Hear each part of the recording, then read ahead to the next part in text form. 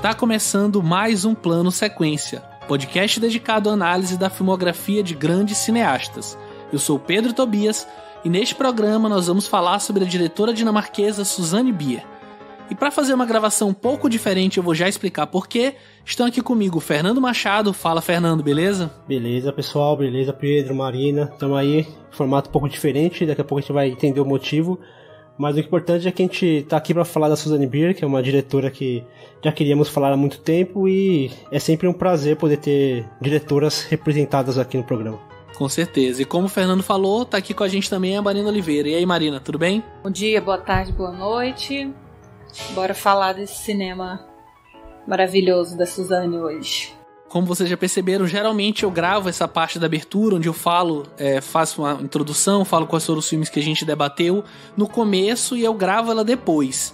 Dessa vez a gente tá gravando tudo junto porque a gente teve um problema com a nossa gravação original, a gente geralmente grava com bastante antecedência, mas acabou que o HD no qual eu salvo os arquivos de áudio, e inclusive que eu uso para editar os programas, onde eu salvo também os meus filmes, queimou, eu perdi ele completamente, então a gente ficou tentando ainda recuperar ao máximo para não ter que regravar, mas infelizmente acabou rolando isso, até por conta dessa gravação meio em cima da hora, para não ficar sem programa em fevereiro.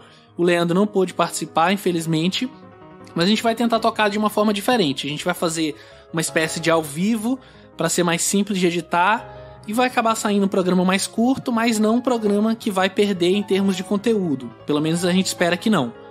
E nessa gravação a gente vai discutir os seguintes filmes da carreira da Susanne Bier: Corações Livres, de 2002, Brothers, de 2004, Coisas que Perdemos pelo Caminho, de 2007, Em um Mundo Melhor, de 2010 e Caixa de Pássaros, de 2018. Lembrando, como sempre, que as nossas análises são feitas com spoilers, portanto, fiquem atentos à minutagem de cada filme na descrição do programa. Sem mais demora, pegue seu fone de ouvido, prepare o café e nos acompanhe nesta jornada, pois a partir de agora você está em um plano sequência.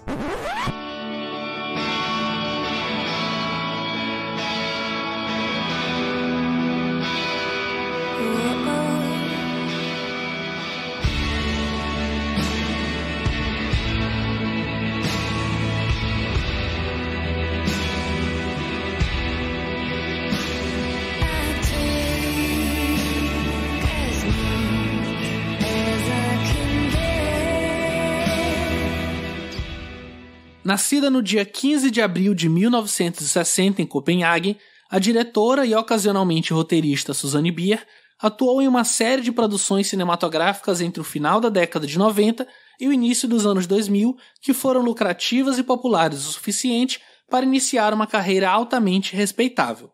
Apesar de seus primeiros créditos como cineasta remontarem a 1989, quando dirigiu o clipe da música Summer Rain da banda alemã Alphaville, ela conseguiu seu primeiro grande sucesso em 1999, quando dirigiu a comédia romântica Den Eneste En, que registrou a maior bilheteria da história do cinema na Dinamarca.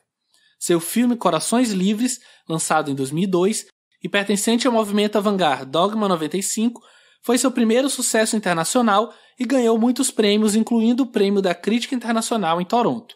Susanne alcançou fama internacional principalmente graças ao filme Brothers, que ganhou o prêmio do público no Festival de Sundance em 2005.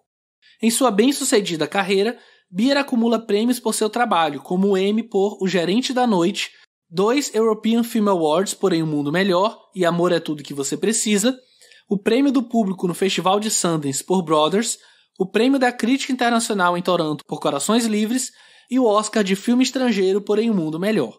Segundo a Netflix, Caixa de Pássaros, seu filme mais recente, em apenas 7 dias foi visto por mais de 45 milhões de contas no mundo todo, um enorme recorde para o serviço de streaming. Em perspectiva, a Netflix informou possuir em outubro de 2018 cerca de 137 milhões de assinantes. Apesar de seus filmes atingirem um cenário global e fazerem enorme sucesso com o público, seu foco é íntimo, explorando cuidadosamente as emoções explosivas e as complexidades dos laços familiares. Esta combinação única faz parte da fórmula que fez dela uma das principais cineastas da Dinamarca e uma potência mundial. E eu quero começar já perguntando para vocês qual que vocês acham que é o apelo que o cinema dela tem para atrair esse público ao redor do mundo todo? Inclusive fiz questão de mencionar os dados sobre a audiência de Bird Box que foram liberados pela Netflix. O que vocês acham? Eu acho que na abertura você já explicou bastante quando você fala que o cinema que é muito, muito íntimo, muito pessoal. Eu acho que exatamente isso. Eu acho que quando a Susanne Bier ela faz filmes sobre sentimentos, e são sentimentos muito, muito pessoais, assim, relações entre pai e filho, relações entre irmãos, entre amigos, entre marido e mulher, entre amantes. São sentimentos fáceis da gente se identificar. Talvez isso faça com que o cinema da Susanne alcance tenha a abrangência que que os seus filmes têm. Tanto que chegou a Netflix e foi assistido por bilhões de pessoas no mundo todo. Não à toa, porque ela trabalha muito bem esse melodrama, que é um gênero muito popular, que atrai muita gente pro cinema. A gente vê no Brasil, por exemplo, que a gente tem a cultura da novela. Isso no Brasil ganhou peso. Eu acho que isso contribui muito com um cinema que é muito mais popular e até fácil de assistir, né?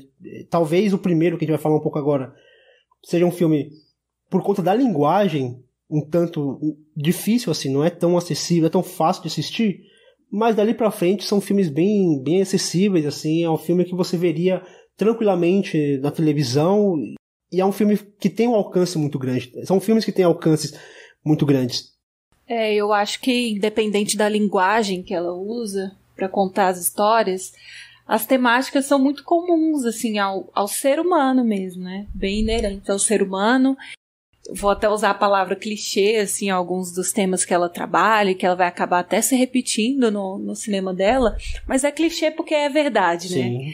Em maior ou menor grau, e a gente acaba se identificando, e o Fernando até usou a palavra fácil, né? É bem fácil, assim, de digerir, esse dramalhão todo dela, mas que ela sabe como contar essas histórias, ela consegue conduzir, independente da linguagem cinematográfica que ela está usando. A temática é muito atrativa para o público mais abrangente. É curioso que ela quase não é roteirista, né? Assim, falando em termos dos filmes dela, ela muito mais dirige do que realmente escreve. Às vezes ela colabora com alguém, às vezes ela dá história a partir da qual o roteiro é construído, mas ela é muito mais uma diretora que consegue captar isso através da linguagem do que uma contadora de histórias que usa esse melodrama, como a gente está falando, e esse caráter meio novelesco, né? E é engraçado que uma entrevista que eu li dela me preparando para o programa, ela comenta que ela sempre gosta, apesar dela deixar sempre ali a catástrofe, sempre a espreita nos filmes dela, né? Um lance assim meio de... Você sempre fica esperando acontecer alguma coisa muito grave com aqueles personagens. Né? Exato, a morte de alguém, ou um acidente, alguma coisa que vai mudar eles ali. Mas ela fala que ela sempre gosta de encerrar os filmes com o que ela chama de uma hopeful note, né? Que ela diz que apesar de o cinema ser arte, mas o cinema não é a pura arte para ela. E para ela, por ser um meio de massa, mesmo que ele deva ser artisticamente coerente, ela acha que tem que ter sim essa mensagem por trás. Inclusive ela comenta que isso gera algumas tretas entre ela e outros cineastas, né? Que ela já encontrou por aí, inclusive conterrâneos dela mesmo. O Von Trier é o total oposto dela. É um cinema muito mais pessimista, muito mais niilista, muito mais duro, assim, e pesado, que não traz um pingo de esperança no final dos seus filmes, mas ambos são contemporâneos e até tiveram trabalhos juntos na questão do manifesto do Dogma 95. Ela fez parte desse manifesto e o primeiro filme que nós vamos falar fez parte do Dogma. Mas mesmo assim, isso que é uma coisa interessante, que mesmo o Dogma tendo digamos, esse engessamento da arte ali proposta pelo manifesto, gerou diretores com estilos diferentes e com maneiras de ver os seus filmes, de maneiras de contar uma história, de enxergar a humanidade, que é totalmente diferente um do outro. É um engessamento, mas ao mesmo tempo permitiu que se abrisse um leque de diretores e diretoras com linguagens e abordagens diferentes. Isso é uma coisa que eu acho bem interessante. Eu acho que o incrível da arte é isso, né? O artista, ele escolhe o teor, digamos assim, que ele quer dar para a arte que ele está fazendo. Não existe certo nem errado, existe liberdade para você trabalhar. A gente falou, por exemplo, do Park Chan-wook, né, que ele é super pessimista, ele acredita sempre no pior lado do ser humano, e a gente tem aqui a Suzanne, que sempre vê uma luz no fim do túnel, né? Acho que não tem certo e não tem errado, assim. Pode gerar brigas, mas não existe uma receita para você fazer arte, para você contar histórias, né? Sim, eu concordo. E o Fernando mencionou o Dogma 95, só para os nossos ouvintes que de repente não estiverem familiarizados. O Dogma 95, de uma forma bem resumida mesmo, foi um movimento cinematográfico internacional que teve começo, meio e fim, inclusive, né?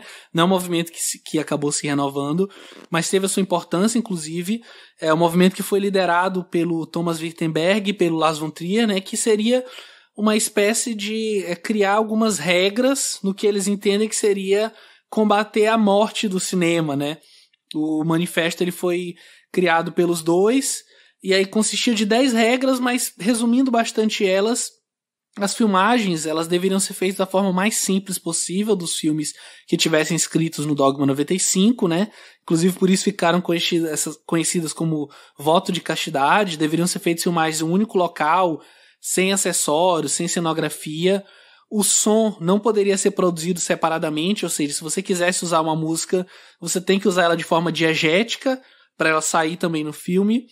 A câmera o tempo todo na mão, sem movimentos que não fossem próprios do corpo humano, ou seja, sem gruas, sem movimentos que eles consideravam não naturais. E o filme deveria evitar também truques, né? Violência, filmes de gênero também não eram permitidos, enfim. De uma forma geral, as regras eram essas e qualquer um poderia participar do movimento, bastava inscrever o seu filme e uma espécie de comissão iria avaliar e dizer se o filme recebia ou não o selo, né, o certificado de estar incluído no Dogma 95, assim, de uma forma bem resumida. Vocês querem pontuar mais alguma coisa? A gente pode aproveitar o gancho e já falar sobre o primeiro filme da pauta, que inclusive é participante do Dogma 95. Bora! Bora lá. Então vamos lá, a gente vai começar falando então sobre Corações Livres, de 2002.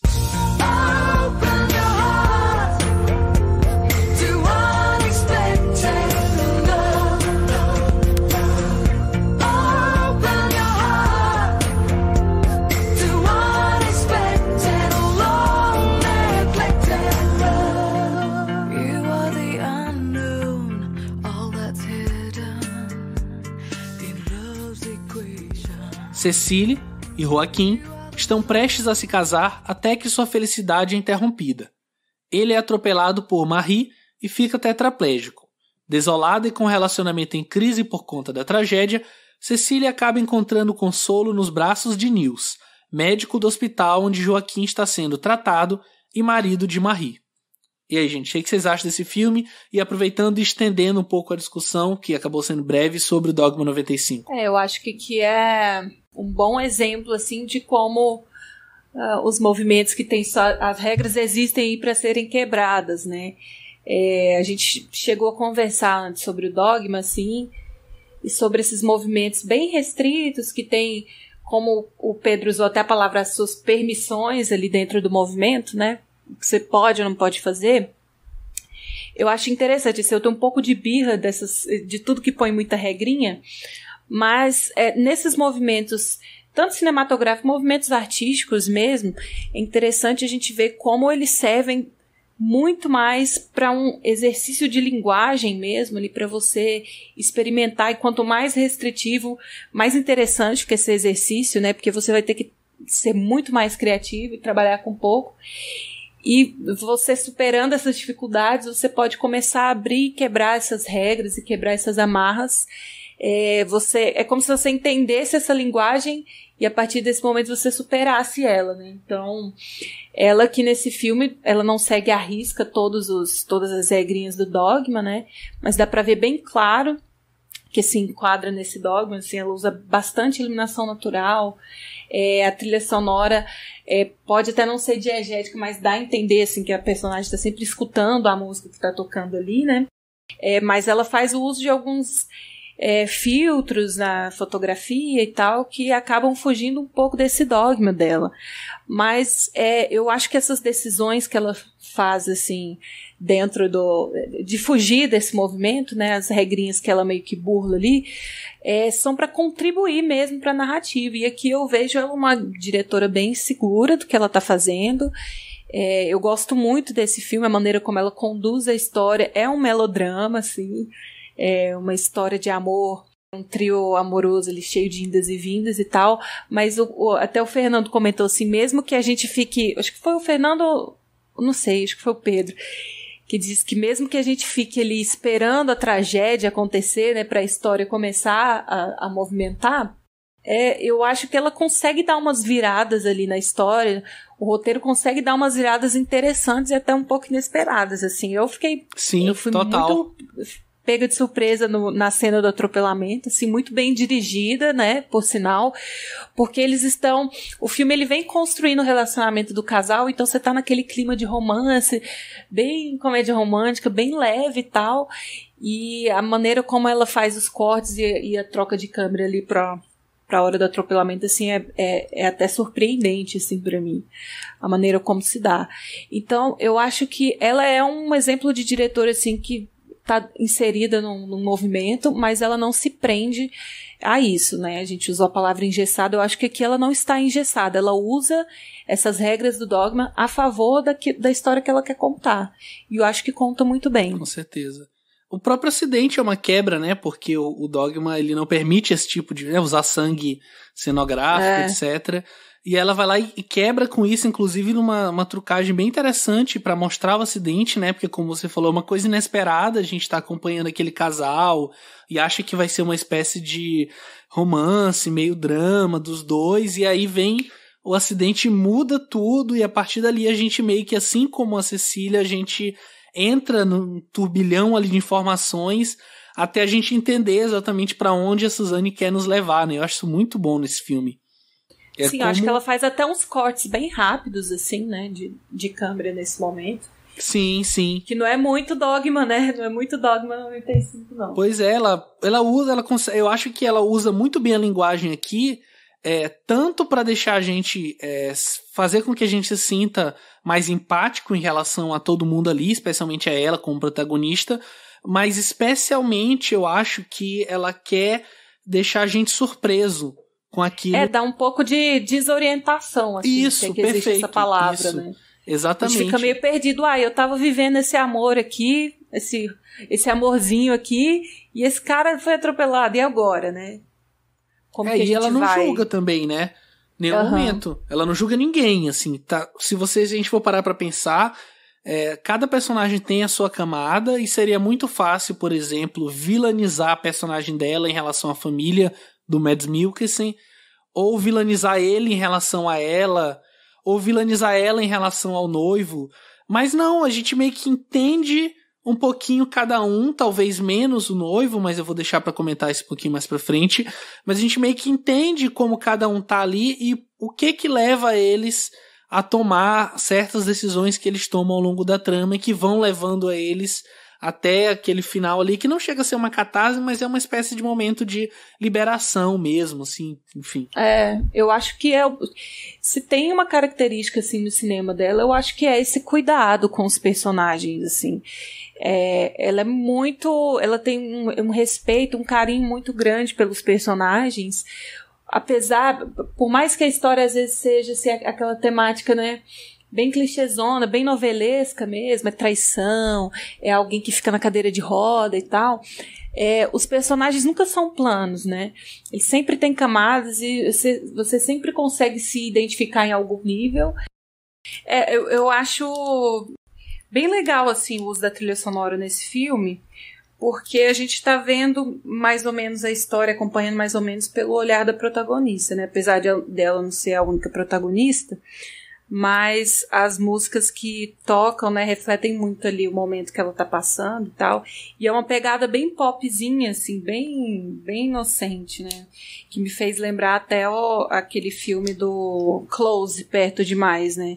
Que tem bem essa pegada, assim, do trio romântico e tal, e a música pop embalando os momentos de confusão da personagem. E essa questão da confusão é muito interessante, porque o filme ele trabalha muito bem essa confusão e essa confusão de sentimentos, porque todos ali estão passando por um momento emocional muito conturbado, as emoções estão meio perturbadas, assim, meio perdidas, desorientadas, tanto que a conclusão do filme não é uma conclusão, assim, redonda, assim, meio que acaba que ninguém fica com ninguém e todo mundo fica... Acaba que não fecha, né? A conta acaba não fechando. E mostra realmente uma crueza muito grande que combina muito bem com a linguagem que ela propõe ao filme de uma fotografia muito mais granulada, porque ela usa uma iluminação bem natural, é basicamente a iluminação da câmera, né, e a iluminação local, lâmpadas e abajures e coisa e tal. Então fica uma fotografia escura, bastante granulada, principalmente em cenas noturnas. E eu acho que isso combina muito bem com a dureza que o filme traz, porque é um filme muito duro, principalmente com todas as cenas que se passam ali no hospital, são cenas duríssimas, assim. Eu acho que a cena mais pesada desse filme, pra mim, é a cena onde a Cecily tenta abraçar ali o namorado dela, o Joaquim, na cama, e ela deita em cima dele, tenta colocar o braço dele em cima dela, mas o braço já sem vida nenhuma, né, porque ele perdeu todos os movimentos, o braço cai, ela insiste, e o braço cai. E aquilo reflete exatamente o que ela estava tentando fazer. Ela tentava fazer alguma coisa pra, sei lá, amenizar a dor do namorado, no momento ali noivo, né? Tentar reatar aquela relação, tentar ajudá-lo de alguma maneira, tentar abraçá-lo e fazer com que ele a abrace e ela não consegue, e ela tenta e ele não... Acho que nem questão que ele não consegue, ele não tem condições de fazer isso. Eu acho que mesmo se ele tivesse, né? Ele tem uma postura de querer se afastar dela, né, desde o instante do acidente até o final. Acho que poupar também, né, deixar ela parte daquele sofrimento. Ele meio que abraça o sofrimento pra ele. Emocionalmente ele tá distante, né. Sim. No começo a gente acha que ele tá ressentido dela, alguma coisa assim, e isso meio que dura o filme quase todo, até que no final ele conversa com ela e fala, olha, eu não fiz aquilo tudo porque eu te odeio, ou porque eu não quero mais te ver. Mas eu sei que vai ser difícil, e eu entendo, você tá em outra já, inclusive. Mas vem me visitar de vez em quando, vai ser difícil no começo. Acho essa fala toda dele muito bonita, ele menciona. Vai ser difícil no começo pra mim, mas você vai começar a demorar um pouco mais pra vir, vai passar alguns dias sem vir, depois você vai vir uma semana sim, uma não. E aí depois você não vai mais vir, mas aí eu já vou estar forte, eu vou conseguir me virar. Eu acho... Esse momento que ele meio que se abre pra ela, eu acho muito bonito mesmo. Os dois estão muito vulneráveis, assim. Ela nessa cena do abraço, né, ela tá só de lingerie, assim, sobre ele e tal. Mas é engraçado, porque até ele ter esse momento de refletir sobre a situação e chegar nessa conclusão, ele judia muito daquela enfermeira, sabe? Até todas as pessoas que estão ao redor dele tentando ajudar de alguma forma ou outra acabam sofrendo, né? Até ele conseguir resolver com ele mesmo em que ponto ele tá na situação, né? E eu acho até bom o filme terminar em aberto, assim, sem...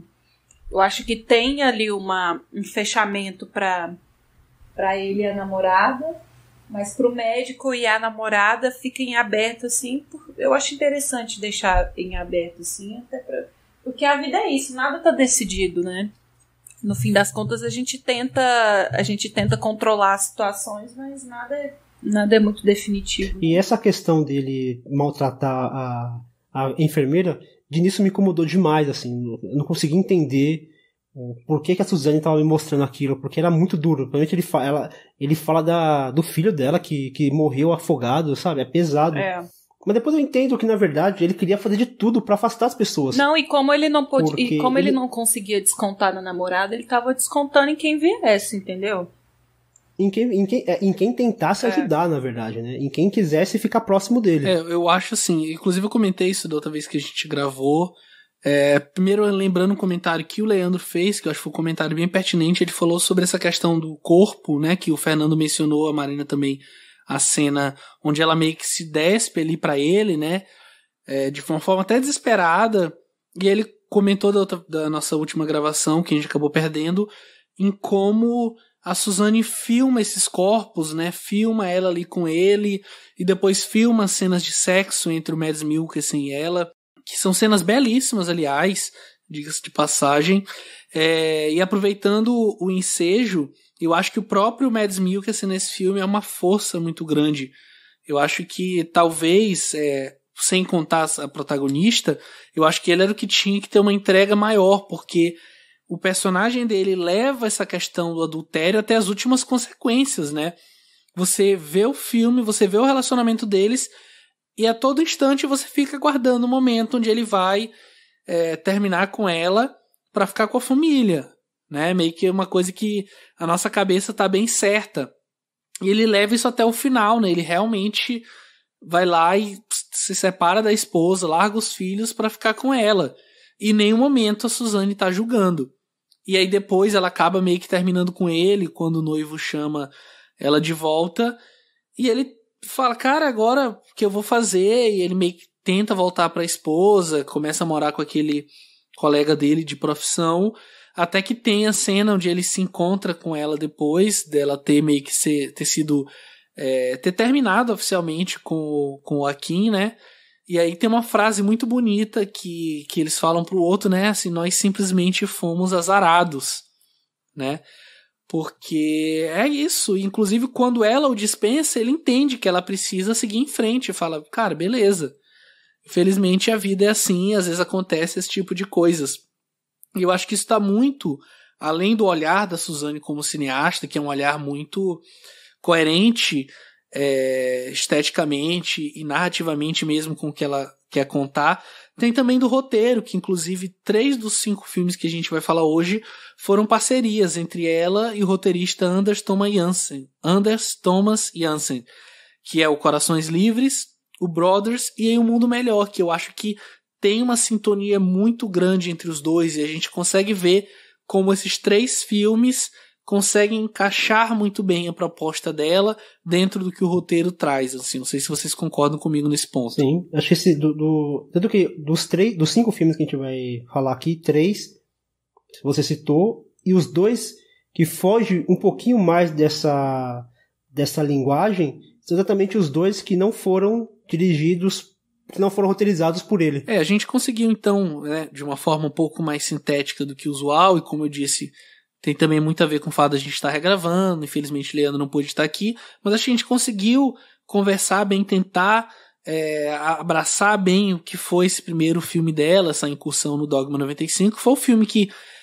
catapultou a carreira dela, e a gente pode falar sobre outro filme também que foi um enorme sucesso na carreira dela, que é o filme seguinte da pauta, Brothers, de 2004.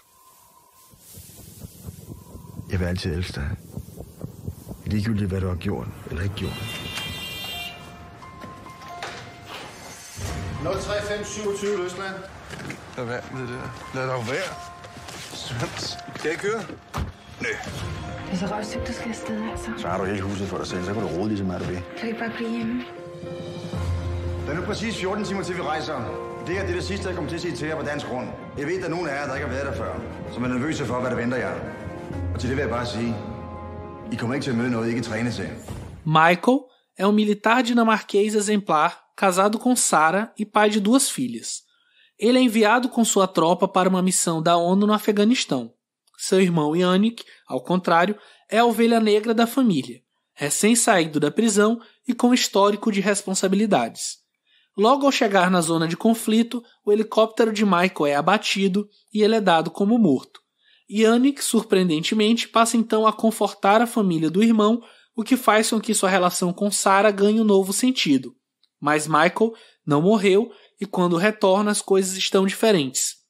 E já começando a falar um pouco sobre esse filme, eu acho que aqui mais uma vez a Suzanne pega a gente apontando para um lado enquanto que ela queria que a gente olhasse para o outro, né? Que é trazer o Michael como protagonista, como esse irmão exemplar, como esse filho exemplar, como é colocado pelo próprio personagem que interpreta o pai deles, para retirá-lo de cena durante boa parte do filme em prol de uma narrativa que envolve seu irmão Yannick e a esposa dele. Eu acho isso bem interessante. E aí depois ele volta com ele e traz toda uma bagagem sobre o que acontece com ele ali no Afeganistão, que é até uma coisa meio problemática, que eu acho que cabe a gente mencionar assim aqui, que é a forma como ela vai retratar aqueles terroristas, ou enfim, aquela facção ali criminosa do Afeganistão que acaba prendendo o Michael. Mas assim, vou deixar vocês falarem um pouco sobre o filme antes de desenvolver essa questão. Não, eu queria falar que o Pedro ele citou a questão do Michael e que ele começa como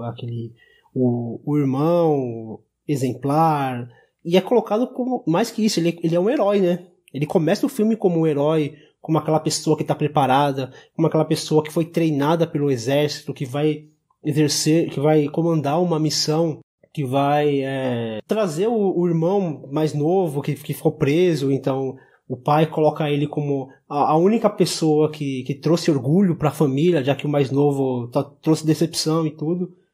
E é interessante como a Suzane ela quebra isso quando ela coloca o Michael como alguém que no final ele falha, né? Ele chega lá na missão, ele é capturado, ele é preso e ele resiste, só que no final ele acaba se entregando e acaba matando o colega dele. O filme avança e tem um jantar onde uma acaba namorando, a menina que acaba namorando o Yannick, ela tá no jantar e ela fala que as pessoas não são treinadas. Quando você está no exército, você não precisa ser treinado para morrer. Eu achei essa frase muito interessante, porque eu acho que tem situações nas nossas vidas que a gente não consegue controlar, não existe controle, não existe treinamento para isso. Por mais que o Michael fosse uma pessoa preparada, ele não tá preparado porque ia acontecer ali no Afeganistão, por isso que isso afundou tanto ele. Do tipo, assim, que não é porque a pessoa é treinada para aquilo que torna aquilo agradável, entendeu? Não é porque eu sou treinada a matar, que matar vai ser uma coisa legal pra mim. Uma coisa boa, e tem coisa assim, tipo, que não adianta a gente achar que tá preparado pra tudo, porque não tá, sabe? Você não tá preparado pra ser, você pode falar, eu tô preparado pra ser mãe, mas quando acontece, é diferente. Eu não tô preparado pra casar, e quando você casa é diferente. Eu não tô preparado pra ter um filho, quando você tem um filho é diferente, ou qualquer coisa do tipo. Eu acho que essa pessoalidade que ela dá nos filmes que me pega de jeito, assim. Além de, nesse filme ele foge um pouquinho do dogma que ela trouxe do filme anterior, mas tem algumas características ainda com câmera na mão. Ela traz isso, ela traz uma crueza na fotografia também, que é resquício do trabalho dela anterior. Eu acho que, assim, vendo o filme como um todo, né, sabendo das reviravoltas e tal, eu acho que esse filme fala muito, assim, sobre como, quando a gente é colocado à prova, como a gente realmente conhece as nossas fragilidades e, por que não, as nossas qualidades, né? Eu acho que a morte do irmão mais velho, ela desencadeia um monte de reações em todos os personagens, e ali a gente vai ter um monte de verdade sendo jogada na tela, né? E é interessante ver como que no frigir dos ovos a gente percebe que o irmão mais velho, o irmão perfeito, o filho modelo, o homem de bem da sociedade, ele é muito mais frágil do que o irmão problemático, né? E aí, diante de todas as dificuldades que ele passa, ele não consegue lidar com isso, né? Ele toma as atitudes que ele toma, muito radicais, muito agressivas, e aí a gente vê realmente, né, o que estava escondido ali por dentro. E eu acho que nesse trabalho, assim, a parceria dela com o roteirista, a decupagem do roteiro, a maneira como ela dirige, casam muito bem. O resultado são cenas muito incríveis, assim, que com muito pouco texto a gente consegue entender o que está acontecendo. Assim. Gosto de citar a abertura do filme, né, quando o irmão vai buscar o irmão mais novo. E pela dinâmica dos dois, a maneira como eles se comportam dentro do carro, como um dirige, como o outro vai no passageiro, as poucas palavras que eles trocam ali dentro do carro, a gente já consegue entender todo o histórico dos dois, inclusive na família, né? E depois a gente vai ter o jantar com a família, né? Aquele jantar super constrangedor ali, e mais uma vez, através de muito pouco que ela entrega ali no texto, não é nada expositivo, né? A gente consegue ter o panorama de como é a dinâmica ali na família e qual é o papel que cada um desempenha ali. E a partir da morte do personagem do irmão mais velho, como muda totalmente a configuração, né? O filho mais novo, que era o problemático, que não arrumava emprego, que era um fardo pro pai, né? O pai chega a jogar isso na cara dele, né? Sempre preferiu o outro. Quando existe a ausência desse irmão mais velho, ele se torna meio que esse cara que vai dar o suporte emocional e às vezes até financeiro mesmo ali para a família do irmão dele, né? E o Pedro até comentou assim, como ela usa da metáfora da cozinha para exemplificar o relacionamento da esposa com o marido, né? Como a cozinha ali, mesmo inexistente, o armário da cozinha, ele já era uma questão no relacionamento, né? Que mais pra frente vai ser o estopim de todo o problema do casal. É que é algo que ela faz aqui, usar a mobília como metáfora, e faz no filme seguinte, que a gente vai comentar, né? Que é o Coisas que Perdemos pelo Caminho. Que é uma coisa até meio óbvia, né? E no filme fica claro. No filme anterior também, né? Se parar pra pensar como o médico compra os móveis pra amante dele, né? Como ele mobília a casa e ali ele já marca o território dele, né? Sim, tipo verdade. Assim, nossa, a gente tá num relacionamento, eu tô pondo uma mobília da sua casa, sabe? E o vazio que tinha na casa após a saída do Yannick, né? Ali no Corações Livres, é preenchido pela mobília que o personagem do Mads Mikkelsen traz, né? Isso é muito doido. E aqui ela repete isso, inclusive a cena ápice do filme é ele destruindo tudo naquele surto que ele tem, que inclusive eu classifico como toda essa narrativa do Michael como a destruição do homem pacato, né? Esse homem provedor, enfim, como a gente vem comentando aqui, mas ele passa por um processo que é todo pessoal de mudança, e nesse caso de mudança no sentido negativo mesmo, porque ele é quebrado pelo que acontece a ele ali na guerra, até chegar naquele momento e ele explodir mesmo, bater na esposa e querer agredir os filhos e brigar com o irmão. E até... É uma desconstrução muito grande para ele, porque até o momento em que ele tem que matar o parceiro dele, que é um conflito ético muito grande, um conflito moral muito grande para ele, que é um cara que sempre foi muito certinho, muito comprometido com a sua posição social, a sua posição no trabalho. E aí, de repente, ele se vê numa situação em que ele tem que lidar com o próprio orgulho, uma coisa que ele não tinha que fazer antes, né? E pedir ajuda, sendo que ele é o cara que ajudava os outros, e não o cara que pedia ajuda. Até esse processo se desenrolar, ele extravasa de uma forma muito nociva, né? Muito pesado mesmo. E chegando no ponto que eu me incomodei, que é uma coisa que me incomoda também no Em um Mundo Melhor, e a gente vai falar sobre isso mais pra frente, é que em nenhum momento é um problema para o filme, ou aparentemente para Suzane, ou para o roteiro, que ele esteja saindo do seu país, né, enviado para uma missão em outro país, assim. Por mais que seja sob tutela da ONU, mas isso não fica claro pra gente em nenhum momento. Ele é um soldado que está fazendo uma incursão em outro país, ele está violando a soberania de uma outra nação sem pretexto nenhum. Pelo menos isso não fica claro no filme. Eles não falam por que ele tá indo, o que ele tá indo fazer, qual é o pretexto.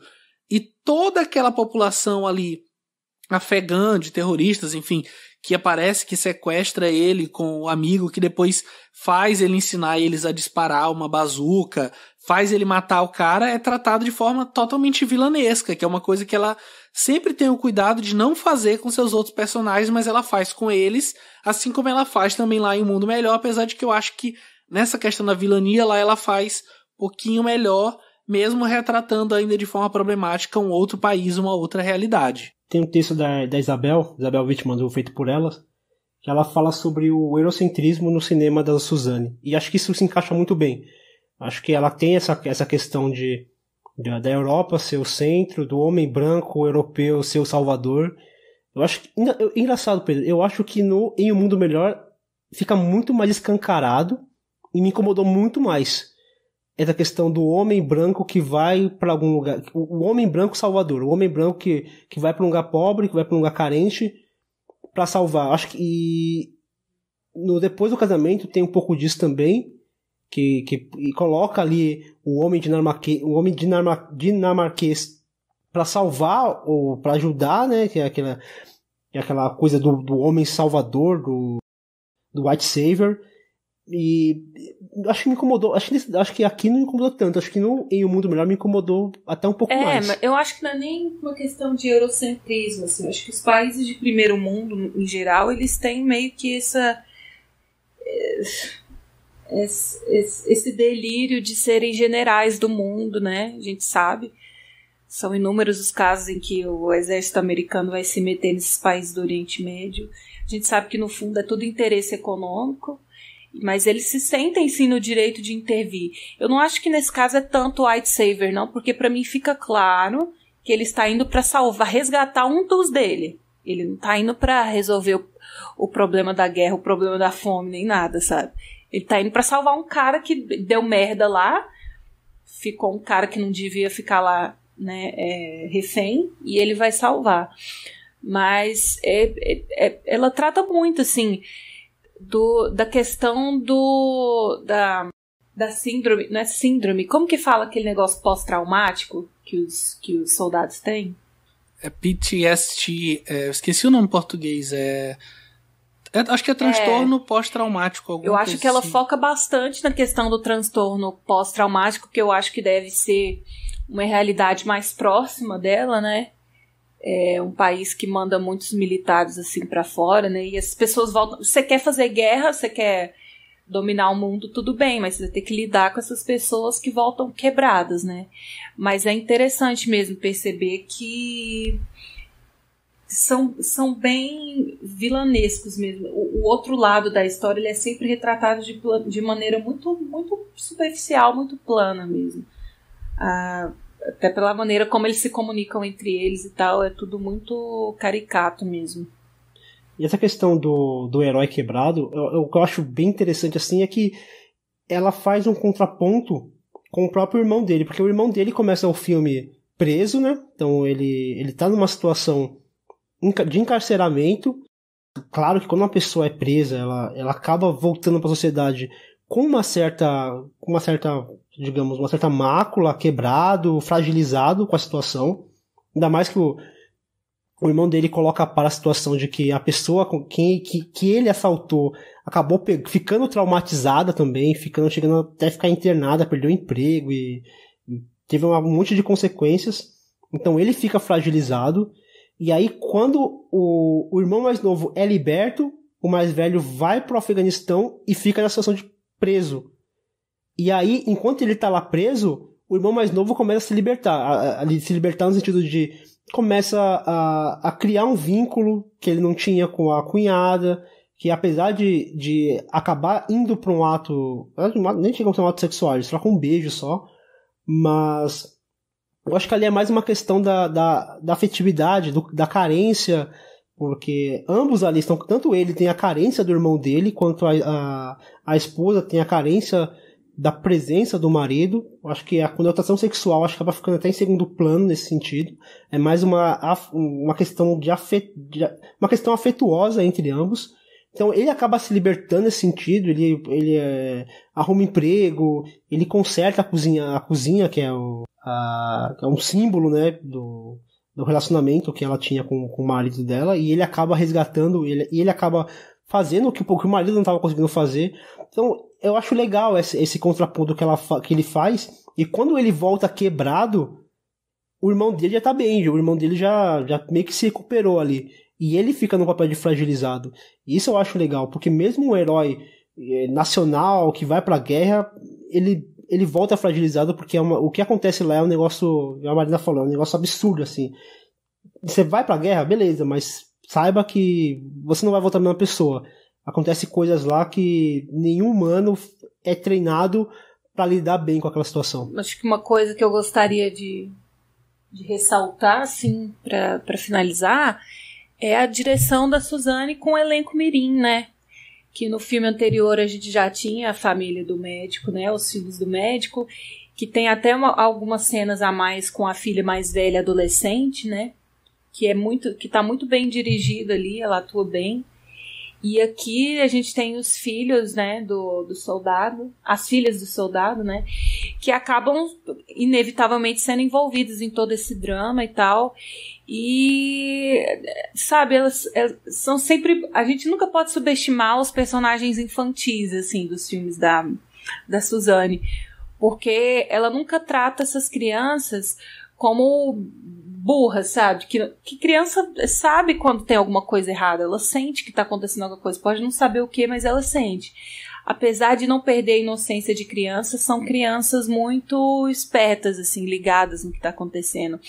E até nas cenas de drama, assim, elas são muito bem dirigidas. Eu acho isso muito legal da parte da Suzanne. E aqui é meio doido até que a criança ela tem maturidade para entender o que está acontecendo e como a volta do pai está sendo tóxico para a família e para a mãe e tá meio que puxando todo mundo para baixo a ponto de conscientemente falar aquela mentira na mesa, né, que a mãe estava transando com o tio, que ela sabe que é mentira e ela fala ali no momento meio de raiva, de estresse, justamente para criar um conflito que ela imaginou que levaria uma coisa boa, que seria o tio passar mais tempo e tal. Porque naquele momento ela até diz que queria que o tio fosse o pai. Fizesse papel de sim, pai. Que é uma coisa que se repete depois do Coisas que Perdemos pelo Caminho, né? Da criança falar a mesma coisa. A figura paterna. Exatamente.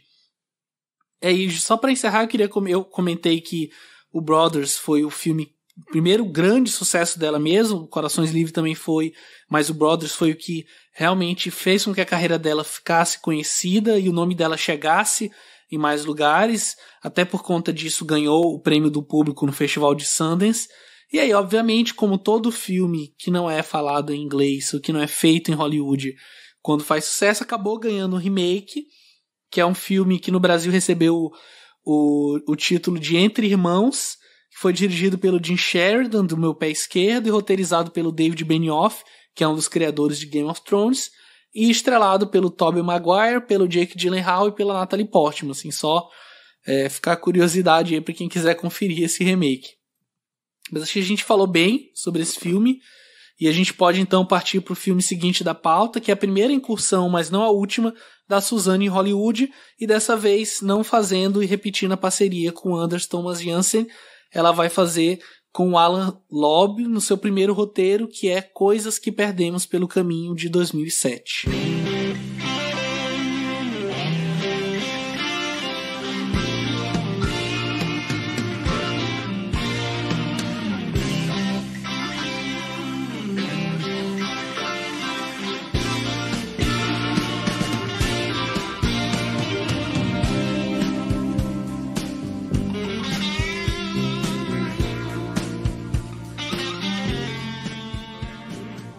Após a morte de seu marido em um ato de violência, Audrey Burke é deixada sozinha com 2 crianças e sem ideia de como enfrentar essa situação. Quase que paralisada por tanta tristeza, Audrey procura por Jerry, um amigo de infância de seu marido. Apesar de Jerry ser viciado em drogas, Audrey convida-o para morar com ela e eles desenvolvem uma relação de dependência mútua. E aí, gente, o que vocês acham aqui dessa primeira incursão dela em Hollywood e trabalhando com grandes astros, com a Halle Berry, com o Benício Del Toro, enfim? Eu acho esse filme assim muito bem intencionado, sabe? É uma história muito boa, como sempre, né? Acabando de forma muito otimista, assim. É uma história de superação, é uma história bonita, assim, é um dramalhão mesmo, bem no estilo Suzanne Bier. Só que a gente vê bem a influência da coisa do Hollywood e do orçamento expresso ali na escolha do casting, né? Que é uma das coisas que mais me incomoda no filme. Eu vou até parafrasear o Leandro na nossa gravação perdida aí no limbo, para a presença do Benício Del Toro, né? Que ele é um ator assim bem canastrão. E para fazer um cara adicto acabou ficando demais, sabe? Se o filme já é melodramático, aí você coloca esse cara pra fazer o viciado em drogas, naquelas cenas de overdose, na cena de abstinência e tal. Então acho que foi um erro meio grosseiro, assim, da parte do cast mesmo, de colocar ele pra fazer esse filme. Tinha tudo pra ser muito mais comovente, assim, muito mais... Ele até se esforça, né?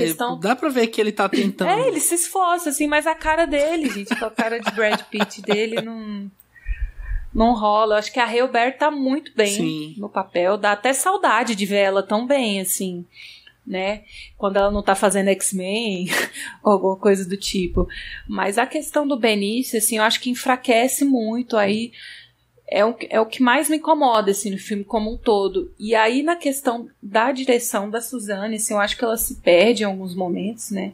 Ali no segundo ato do filme, assim, parece que o filme perde o ritmo. Eu tive a impressão de que foi o filme mais comprido dela, assim. Acho que os filmes da Suzanne têm mais ou menos a mesma duração, mas esse é o que eu mais sinto o tempo parando, assim, do segundo pro terceiro ato. Parece que entre ele se acertar com ela na casa e ter o lance dele ter tido uma overdose e tá em abstinência, passaram, sei lá, 2 horas. Porque eu acho que ela tenta trabalhar bem, construir essa dinâmica dele, do papel dele dentro daquela casa, né? Ele até chega a perguntar pra ela, pra que você me chamou aqui, a intenção, né? É boa dela. E aí eu acho que ela meio que enrola ali dentro, porque ela tenta resolver muitos dramas paralelos. É a questão do filho que tá sem a presença do pai, que tem medo de água, e quem que vai ajudar esse menino a superar isso? A questão da mulher que tá solitária com 2 filhos para criar, que tá carente, que se sente um pouco culpada, né, porque ela acabou menosprezando esse amigo do marido a vida inteira, e agora ela se sente no papel de assumir o papel dele, de ajudar ele, né? Muito mais por culpa, né? Por qualquer coisa mesmo. Aí tem a questão do vizinho que tá tentando ajudar o Benício na vida profissional, a sair das drogas. Então são muitos draminhas paralelos que ela tenta resolver ali nessas 2 horas de filme, que meio que se perde, né, na narrativa. Ele fica bem... Algumas coisas chegam a não ser muito bem solucionadas, outras são solucionadas à exaustão, assim. Só antes do Fernando comentar, acho que tudo relacionado ao personagem do Benício Del Toro é um tanto quanto problemático de uma forma ou de outra. Porque esse é o meu principal problema com O Mundo Melhor, que se repete aqui nesse aspecto, que é ter ele é meio higienizado em relação ao vício dele. E ele é um drogado muito limpo, sabe? Porque o filme quer tratar ele como um cara que tá no limite mesmo. Alguém que qualquer hora vai morrer de overdose e que realmente não pode... Fala aí. Veio uma imagem na minha cabeça. É tipo aqueles... Sabe aqueles designs de produção mal feitos, assim? Vocês viram aquela série brasileira 3%? Não vi. Sabe? Tipo, eles pegam uma atriz global lindíssima... Aí pra falar que ela é pobre e mendiga, eles só dão um rasgo assim na roupa dela e passa 2 dedos de terra assim no rosto dela pra falar que ela é mendiga. Os novos tipos do governo. É tipo isso, sabe? É por aí. O lugar onde a personagem da Halle Berry pega o Benício Del Toro ali no final é um lugar super limpo, super de boa, ele tá tranquilo ali, sabe? É como se ela entrasse no meio de um ambiente que era pra ser um ambiente sujo, impactante, onde você sente de a alguma degradação, forma, né? Sim, e não sente nada. Inclusive, mencionar um caso recente que aconteceu comigo, com o Leandro, na Mostra de São Paulo. A gente foi pra Mostra no ano passado, e aí um dia a gente meio combinou, eu, Leandro e Fernando, de ir pra Santa Ifigênia comprar instrumento, microfone, abafador de som, essas coisas e tal, pra melhorar a qualidade do programa. E aí a gente desceu na Estação da Luz, e aí meio que começou a andar assim e tal, de boa. O Fernando não tinha chegado ainda. E aí uma hora a gente falou, a gente quer chegar no Santa Ifigênia, onde tem as lojas de eletrônicos, microfone, essas coisas. E o pessoal falou, não, desce direto aí, vocês vão enxergar a Cracolândia, é só atravessar e de boa. E a gente foi, cara, assim, acho que nada prepara nenhum ser humano por aquilo, assim. É um ser humano com um mínimo de empatia. Claro, tem as exceções, porque, cara, parece que o ar é mais pesado, assim, é uma questão, é muito agressivo mesmo, eu não tenho nem como explicar e, enfim, não vou entrar muito em detalhes, mas foi um momento muito tenso, assim, foi muito pesado mesmo, e eu acho que, no mínimo, a Suzanne tinha que tentar chegar perto disso. Eu acho que ela mirou no Denis Lavant e na Juliette Binoche nos Amantes da Ponte Nova e acabou acertando e não sei o que, sabe? Nossa, foi longe, Pedro. Foi longe. Não, e assim, o efeito da droga e depois ele reagindo é de uma, sei lá, é tão galhofa, sabe? Ele parecia, ele não parecia alguém que tava sob efeito de drogas ali, pesadas. Ele parecia um cara que bebeu a balada toda, sabe? Ele tem bem cara de bebê. Não ficou com cara, não pareceu que ele encheu a cara a balada toda, aí ficou lá falando umas besteiras. Aí teve aquela cena dele na casa do rapaz, e aí ele sai da casa, ele tenta abrir a porta, ele fala, não pode sair, volta aqui, sabe, uma bobagem, e assim, a cena, ela ficou longa, ela arrastou. Tem cena mais constrangedora que ele colocando ela pra dormir? Fazendo carinho na orelha dela, sabe? A gente assistindo essa cena, a gente fala assim, como que chegou nisso, sabe? É muito aleatório, assim. E é esse que é o problema, assim, porque se a gente tá reclamando do Benício Del Toro, o Benício Del Toro é 90% do filme. Todas as cenas tem ele, a Halle Berry, né? E o filme depende muito da interação e da dinâmica entre os dois, então acaba perdendo muito nesse aspecto. Por outro lado, eu acho que é um filme que tem um texto, assim, um roteiro muito bonito. Os diálogos são muito sensíveis. A diretora, novamente, para tratar desses dilemas humanos, ela trata de uma forma muito sensível, assim. E quando a gente descobre, né, o significado do título do filme, ganha até uma nova... É até uns pontos, assim, com a gente, né? Uma nova conotação. Acho que não mudou muito, não, né? Pro título. O título em português conseguiu abraçar bem. Engraçado que, parando pra pensar agora, e isso não tem nada a ver com o filme em si, muito mais com a gente, é que entre a nossa gravação anterior e essa, pelo menos até agora, com esse filme, a gente acabou sendo menos generoso nessa segunda conversa do que na primeira, né? A gente acabou focando um pouco mais, de repente, nos pontos onde a Suzanne deixou de acertar ou acabou errando mesmo, né? Engraçado isso. Eu acho que uma coisa que eu gostaria de elogiar e muito, assim, é a fotografia desse filme, né? É algo diferente do que ela vinha fazendo. Aqui a gente sente a iluminação mais artificial, né? Trabalhando uns tons mais quentes, assim, mas eu acho a fotografia muito bonita desse filme, assim, exprime muito o sentimento da personagem da Halle Berry e dos conflitos que ela tá vivendo. E também a direção das criancinhas, assim, que os menininhos são muito carismáticos, muito espertos, assim, e dá pra sentir o drama que envolve mesmo a perda de um pai pra família como um todo. Com certeza. Fernando, quer acrescentar mais alguma coisa ou a gente pode passar pro filme seguinte? O que a Marina falou sobre o título do filme, que é coisa que perdemos pelo caminho, que uma tradução seria, eu acho que seria até melhor, coisas que perdemos no incêndio, porque o que fez com que o personagem do Benício Del Toro fosse para aquela casa foi um incêndio que inutilizou aquela garagem, e aquela garagem acabou ficando limpa e servindo de quarto para ele.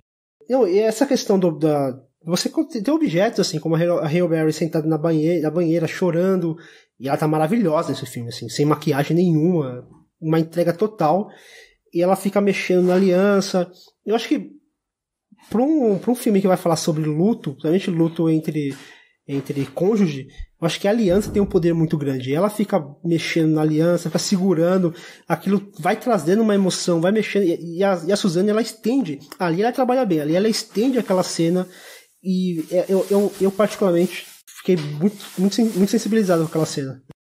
É a questão do material, assim, porque quando você perde alguém, né, e a presença dessa pessoa some, parece que a presença dela fica nos pertences, assim, no material, é o que sobra, né, além das lembranças, é o que sobra da pessoa, e você vê a dificuldade dela em desapegar do material.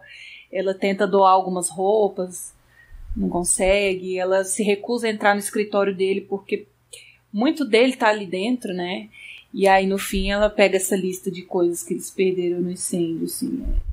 Pra mim, assim, como eu falei da outra vez, eu acho que esse filme se trata muito de coragem, assim, a coragem que às vezes você tem simplesmente escolher continuar vivendo, né? Seguir em frente, assim. Tanto pros filhos, cada um tem um dilema que vai exigir muita coragem deles pra superar e seguir adiante. Assim. Acho que a gente pode então partir pro nosso penúltimo filme da pauta, que ela fez em 2010, Em Um Mundo Melhor.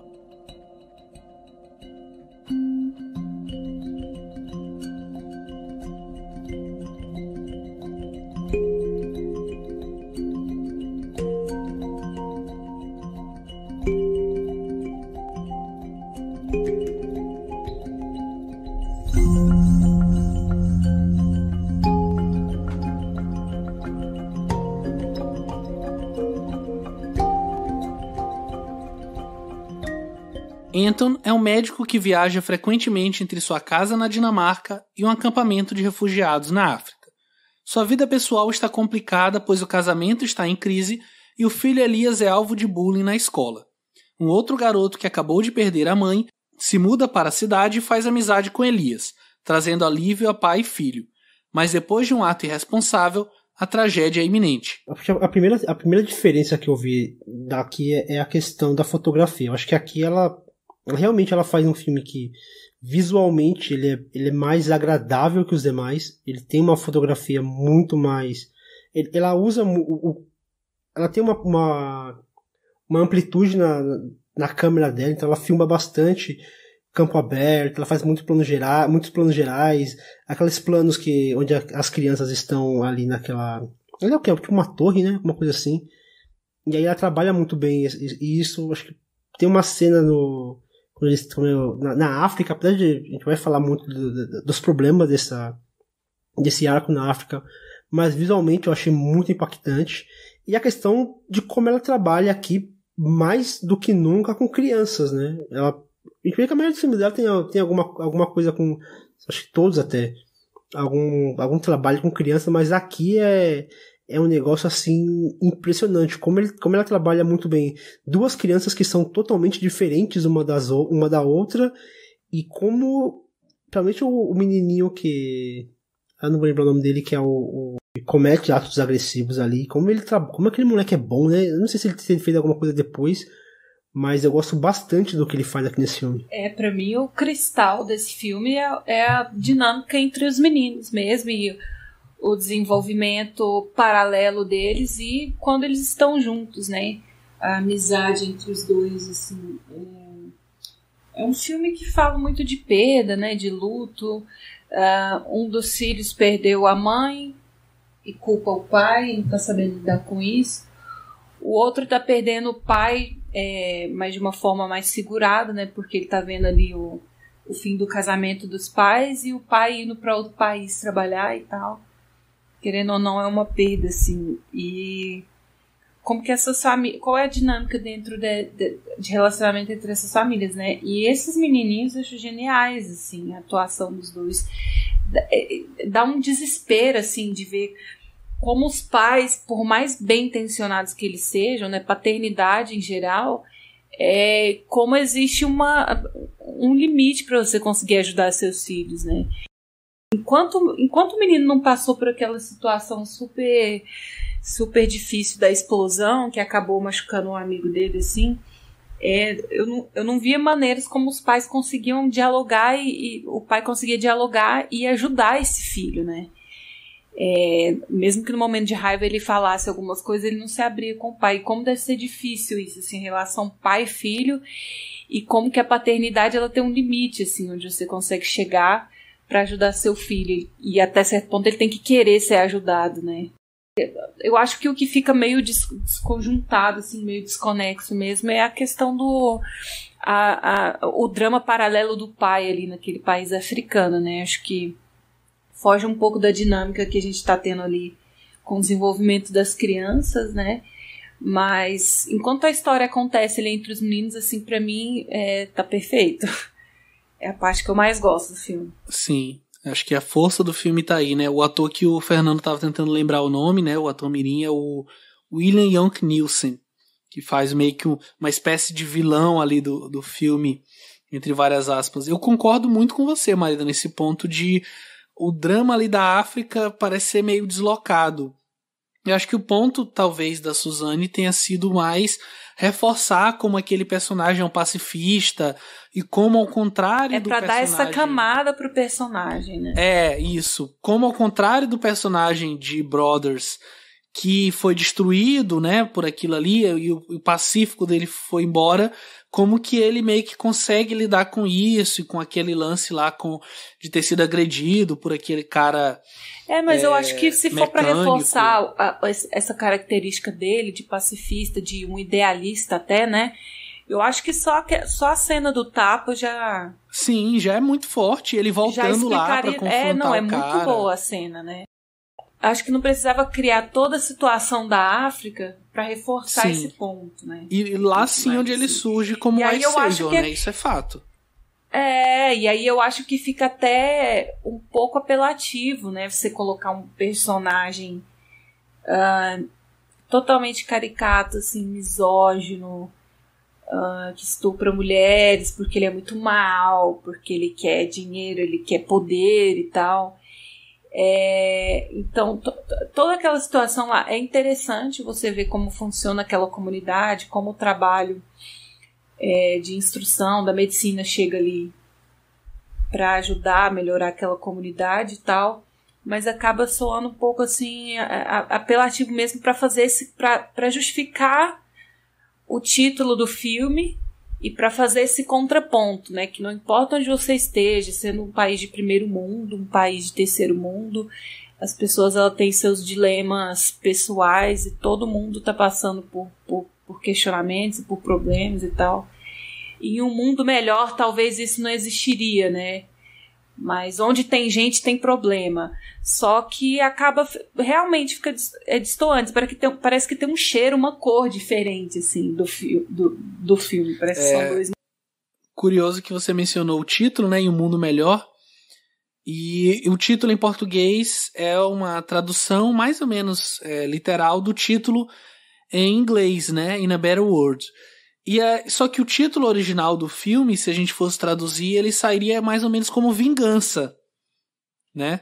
E aí a Beer comenta, eu inclusive falei isso na outra gravação, tô só repetindo agora, ela comenta nos extras do Blu-ray do filme que ela prefere muito mais essa tradução americana, porque o original ele enfatiza a severidade, essa questão da vingança. Mas vingança do quê? Eu acho que é em relação ao menino se vingar do bullying e da população se vingar do Big Man, enfim. Enquanto que esse título americano para ela foca muito mais na esperança que é trazida pelas viradas de chave, e eu acho que talvez ela esteja se referindo bastante ao abraço que aquele pai dá na criança que quase mata o seu filho simplesmente por pura, nem sei dizer, por pura babaquice mesmo, enfim. Mas que ele não julga aquela criança porque ele sabe que é uma criança que está passando por um problema e que não vai mudar muita coisa ele, sei lá, brigar com ele. Eu acho que quem vomita algumas verdades ali é a mãe do menino, né? Sim, ela forte com ele. Parece que ela tá falando com um adulto, né? Ela fala, olha, você é um mimado, cara. Você tem tudo na sua vida e você vem aqui pra estragar a vida do meu filho, sabe? Por causa de nada. Você... Agora pensando, você mencionou a cena do linchamento, assim, eu fiquei incomodada com esse negócio, assim, porque parece que a população, apesar de ela não fazer esse julgamento, assim, fica parecendo que a população lá é terra de ninguém, sabe? A lei são eles que fazem e tal, então parece que eles só estavam esperando a permissão do médico para fazer alguma coisa em relação àquele vilão lá, né?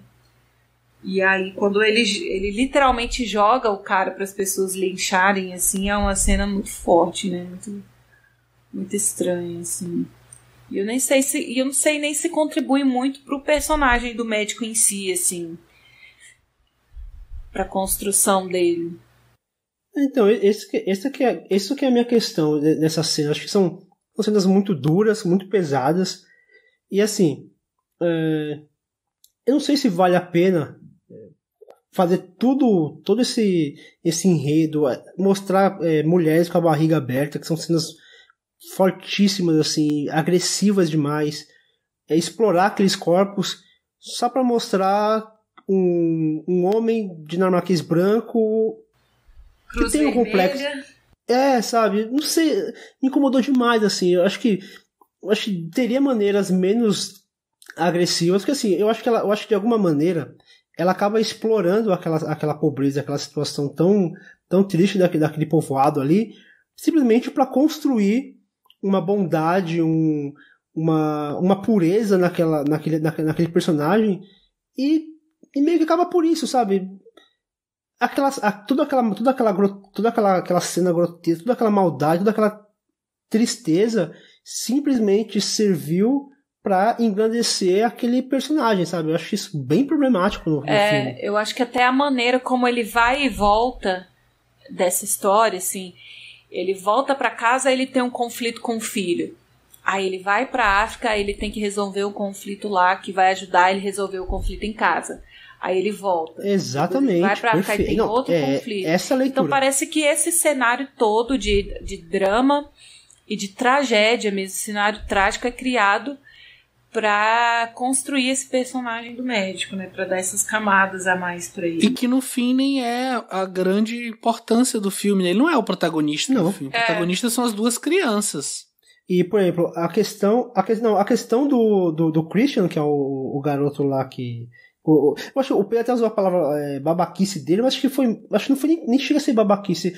É porque, assim, ele tava numa situação de luto, mas não só o luto pela perda da mãe, mas como aconteceu a perda da mãe, porque foi meio que, pelo que eu entendi ali, foi meio que uma morte meio que induzida, porque ela já estava sofrendo com câncer, e ela pedia provavelmente, ficou subentendido de que, de alguma maneira, ela queria morrer para poder ter o alívio daquela situação que ela estava sofrendo demais, e o pai, e todo mundo estava sofrendo demais. Eu acho que ele não conseguiu lidar com essas emoções, não teve ninguém que conseguiu meio que dar atenção pra ele e meio que dar um ombro, assim, falar, vem cá, vamos deixa eu tentar entender o que tá acontecendo com você. O pai não conseguiu fazer isso porque o pai tava sempre viajando o tempo inteiro, e ninguém conseguiu entender. Não, e o pai tá vivendo o próprio luto também, né? Se você parar pra pensar, o pai tá tendo que superar coisas ele sozinho também. Também. E é um luto de culpa, porque justamente não só o fato dele ter possivelmente ajudado a esposa a se matar, por mais que era uma coisa que ela desejava e que ele estava vendo que acabou sendo melhor para ela, mas fazer isso em contraponto ao filho que queria que ele movesse céus e terras para salvar a mãe, e culpa ele também. Então ele sente um luto culpado em relação ao filho, né? É muito... Assim, isso não é tão explorado, mas isso é muito forte também dentro do filme. Não, muito forte. Então eu acho que aquele ato de violência que ele acaba cometendo é uma maneira que ele tem de expurgar toda essa amálgama de sentimento que em uma criança, cara. Tipo, um adulto já seria muito difícil de carregar essa culpa. Por uma criança é mais doloroso ainda. E não sei, cara. Eu acho que o charme do filme tá todo nisso. E quando o filme ele vai para outros lados, eu acho que é aí que ele se perde. Mas se o filme fosse mais focado na dinâmica entre aqueles dois garotos, pra mim justificaria esse filme ter recebido o Oscar de melhor filme estrangeiro. Fácil. E falando nisso, e mais uma vez repetindo uma fala, né, tava justamente aguardando a deixa, é que uma prova de que o cinema da Suzanne é um cinema acessível e um cinema universal é o fato dela ter ganhado com O Mundo Melhor o Oscar de filme estrangeiro, competindo com grandes nomes do cinema. Ela ganhou do Rashid Bouchareb, com Fora da Lei, que é um filme argelino, ganhou do Denis Villeneuve, com Incêndios, ganhou do Yorgos Lanthimos, com Dogtooth, e ganhou do Iñárritu, que estava concorrendo com Beautiful. Então, olha os caras que ela estava concorrendo, e olha a força que ela tem, não só sendo uma cineasta mulher, mas também tratando sobre um tema que, a partir do que é a temática desses outros filmes, é uma coisa teoricamente mais simples, né? Que seria um drama, algo mais até novelesco, como a gente ressaltou, né? Acho que meio que essa vitória respalda esse fato do cinema dela ser um cinema acessível, universal, e que atrai o público, né?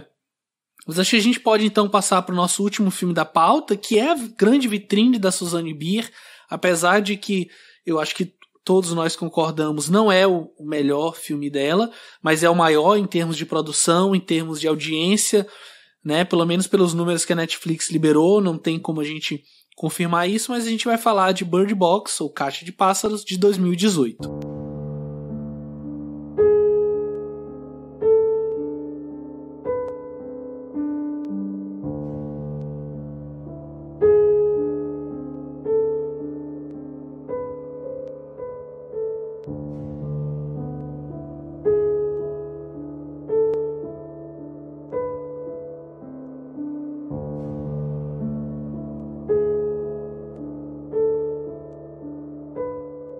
Em um mundo pós-apocalíptico, Mallory e seus filhos precisam chegar em um refúgio para escapar de estranhas criaturas que, ao serem vistas, fazem as pessoas se tornarem extremamente violentas e autodestrutivas.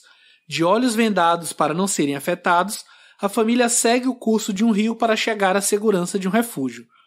E aí, gente, o que vocês têm a me dizer sobre o Bird Box? Além dos memes maravilhosos que esse filme rendeu. Vamos colocar alguns nos hiperlinks, talvez. Assim, pensando de novo nessa questão da Suzanne no contexto hollywoodiano, né?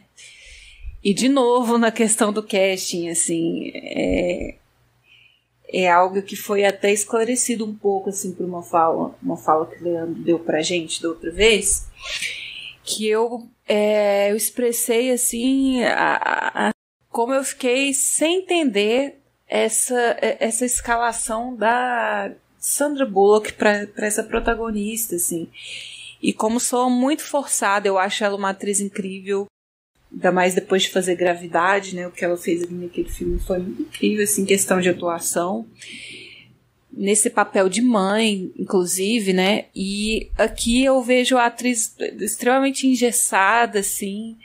E aí eu até comentei, né? Gente, parece que ela fez tanta plástica no rosto, assim, porque ela perdeu muita expressão facial.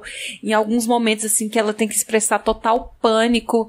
É aquela cena em que eles estão já no barco, né? E ela pede pra filha não descer do barco e a filha desce e tal. Que a diretora tá tentando construir aquela tensão, aí ela fecha a câmera no rosto da Sandra Bullock, aquela cara dura dela, né? Parece que me tira, assim, do filme, né? E aí vocês até ressaltaram, assim, que para além de qualquer cirurgia estética que ela tenha feito, a maquiagem tá forçando muito a barra, assim, para colocar ela de jovenzinha, né? Tem cena que ela tá de camisola, de baby doll e tal, para colocá-la como uma personagem muito mais jovem do que a idade dela, realmente, né? Aí o Leandro até falou que pode ser uma questão de adaptação, porque no livro a personagem é uma personagem jovem, assim, de seus 20 e poucos anos, né? E talvez eles quisessem trazer isso pro filme, só que como a gente tá falando de uma produção hollywoodiana, que tem esse caráter meio de encomenda, às vezes você tá fazendo um filme pra ter aquela estrela, né? Pra chamar o público, ainda mais tratando de Netflix. Aí eu acho que teve uma falha grotesca, assim, no casting mesmo. Tanto da Sandra Bullock. Eu acho que ela trabalha bem dentro das possibilidades que ela tem, mas as criancinhas também não acho bem escaladas, não tem carisma, não são muito boas, não. Mas diz aí, Fernando. Não, eu acho que a Sandra Bullock ela nem foi escalada. Como ela tá como produtora executiva, acho que na verdade o projeto veio muito dela, que eu sinto que o projeto é o filme da Sandra Bullock. Você vê, o pôster tá sempre com ela lógico, é a protagonista, óbvio. Mas assim, o filme começa com ela e assim, muito limpo aquela maquiagem no meio do mato, sabe? Ela ficou, sei lá, ficou quantos dias ali? Acho que 28 dias naquele mar e maquiada assim, cabelo arrumado, sabe? Não sei, cara, me incomodou demais isso. E assim, eu ouvi na verdade, tem um podcast que eu acho bem legal, que é o DGA, The Director's Cut. E aí ela tem uma entrevista com ela. E aí ela fala, o entrevistador pergunta pra ela do que ela tirou de proveito do livro, o que ela acha, qual que é a mensagem que o livro quer passar. E assim, a resposta dela foi vaga num nível que eu fiquei pensando, eu acho que na verdade ela não conseguiu passar nada pro filme porque ela não conseguiu extrair nada do filme. Então acaba virando um filme, não sei, um filme sem alma, assim, sem Nos outros filmes dela, você via que mesmo não sendo roteiro dela, tinha uma alma dela ali, tinha uma entrega. E aqui eu não sinto isso. Apesar de eu achar o filme assim, ele é bem dirigido. Pra mim o problema maior do filme é na montagem do que é mais na montagem do que na direção. Acho que o filme é até bem dirigido. Acho que a cena naquele rio, eu acho ela até bem dirigida, bem feita. As cenas na casa, o lance de ser uma ameaça invisível, lembra até o Fim dos Tempos do Shyamalan, mas dadas as devidas proporções. Mas eu acho que isso até funciona. Eu até digo que eu me diverti no filme, sabe? Teve alguns momentos que eu até fiquei tenso. Aquela cena do carro, eu acho ela muito boa. Eu acho ela bem executada, ela é bem dirigida, ela é bem pensada com a irmã, também. Né? Ou aqueles estão dirigindo o carro no escuro. No escuro, às cegas. Sim. No GPS. É porque eu acho as duas cenas boas. Eu gosto também de como a cena em que a irmã dela se mata, apesar de que, pensando no fim dos tempos, o Shyamalan, até por ser um diretor mais acostumado com esse tipo de trucagem e de levar os filmes mais pra esse lado, ele consegue chocar a gente mais com cenas aparentemente mais complexas em termos das pessoas se auto-violentando. Eu acho que o Shyamalan, ele consegue criar coisas icônicas, né? Que é algo que não tem tanto nesse filme. Assim, as mortes do fim dos tempos são bem, assim, bem impactantes mesmo. Mas essa cena da morte da irmã dela... Como é que é o nome da atriz que faz a irmã dela? Sarah Paulson, que inclusive tá no filme mais recente do Shyamalan, no vídeo. Eu acho que a Sarah Paulson, assim... Os 5 minutos de tela que ela tem, ela aproveita muito bem. Que ela é uma atriz maravilhosa. E me convenceu, assim, o pouco que ela fica em tela, ela entrega, sabe? E essa cena, principalmente do acidente, isso eu acho interessante, como o carro vai girando e a lágrima dela vai escorrendo, assim, né? Muito impactante, assim, eu acho ela muito expressiva, o olhar muito expressivo, assim. Mas fora esses momentos, assim, eu concordo com o Fernando, assim, que eu acho um filme muito sem coração de Suzanne, sabe? Sem alma, assim. Acho que ela teve pouca oportunidade de trabalhar isso, de trabalhar os personagens da maneira como eu acredito que ela gostaria, assim. E acaba que não tem muitas camadas, sabe? É uma mulher tentando sobreviver, fugindo ali, e aí o mundo acabou, você tem que se relacionar com quem resta, né? O romance dela com o cara do Moonlight, o Trevor. Nossa, não me convenceu muito. E apesar dele ser extremamente carismático, assim... Sim, ele tá bem no filme, mas eu acho que ele ser o co-protagonista com ela, em termos de romance, eu acho que só reforça que ela tá numa idade fora do que seria a idade da personagem adequada pro filme. Exato, né? É meio estranho, assim. E aquela peruquinha que eles põem no começo pra ela, quando ela devia estar bem mais jovem, né? Parece que envelhece ela mais, assim, eu não sei. Pra mim, o maior problema com o filme é isso mesmo, assim. Ele foi um filme encomendado, colocaram uma diretora que tem um super potencial para dirigir, mas ela trabalhou dentro das limitações que ela tinha ali, né? Tem seus momentos, eu acho que em alguns momentos ela consegue construir muito bem a tensão, e ela estando, assim, fora de um gênero que ela não costuma trabalhar, ela até bem sucedida, assim, na questão do suspense, mas é um filme que, assim como o Fernando falou, pra mim, ele é bem... entretenimento mesmo, mas igual a esse eu vi vários, né? Sim, concordo. Marina, você falou daquela cena das crianças no mar, no rio, e ela teria que escolher no barco, e teria que escolher uma das crianças pra ficar ali pra ficar no barco e provavelmente morrer na situação, porque ela teria que tirar a venda. Aquela cena pra mim retrata bem o filme, porque é uma tentativa de criar uma tensão. Eu até lembrei, eu falei na hora, ele mirou em A Escolha de Sofia, que é aquela dúvida cruel de ter que escolher uma filha pra morrer, e você deveria ficar naquela angústia de, meu Deus, quem que ela vai escolher? Se é a filha que é filha dela mesmo de sangue, ou se é a outra que ela pegou pra adotar. Só que no final não dá atenção nenhuma, a cena acaba e você percebe, do início já percebe que que ela jamais vai sacrificar qualquer uma delas. É uma tentativa de criar um elemento de tensão, um elemento de suspense, um elemento que te grudar na cadeira, só que na verdade acaba sendo tipo, mais uma cena qualquer, sem importância alguma, porque desde o início você sabia que não ia dar em nada. Não, e eu tava esperando algo mais piegas ainda, eu achei que no final ela ia se sacrificar por eles, né, ela ia olhar e tal, ainda bem que não foi, assim. E eu vi muita gente reclamando, óbvio, né, que vai ter gente reclamando que não mostrou o bichão no final. Eu acho bom ter mostrado. Que eu acho... eu tô cansada disso. Toda vez que o diretor escolhe omitir alguma coisa, as pessoas ficam nervosas e acham que precisa daquela exposição pra entender, né, entre aspas, o filme, assim. E aí logo depois saiu a cena que foi deletada, né, onde aparece de fato o bicho, porque foi até o designer que criou o design, o cara que fez o design do monstrão, ele publicou no Instagram, no perfil do Instagram dele, o resultado final pra falar, nossa, que pena que saiu do corte final, porque ficou tão legal, não sei o que, eu achei horrível aquele bicho, gente. Ainda bem que não apareceu, sabe? A própria Sandra Bullock comentou, né, que, tipo, ela foi uma das que foi responsável por ter tirado o monstro do corte deve final. ter ficado bizonho também. Que era um homem verde com uma cara de bebê gigante, assim, basicamente é o que é, realmente. Ai, gente, eu acho que tinha que ficar nesse ar mais místico mesmo, assim. Eu acho que foi um ponto em que acertaram bastante, assim, porque se a gente tá se colocando no lugar dos personagens, né, e eles não podem ver, por que a gente tem que ver, né?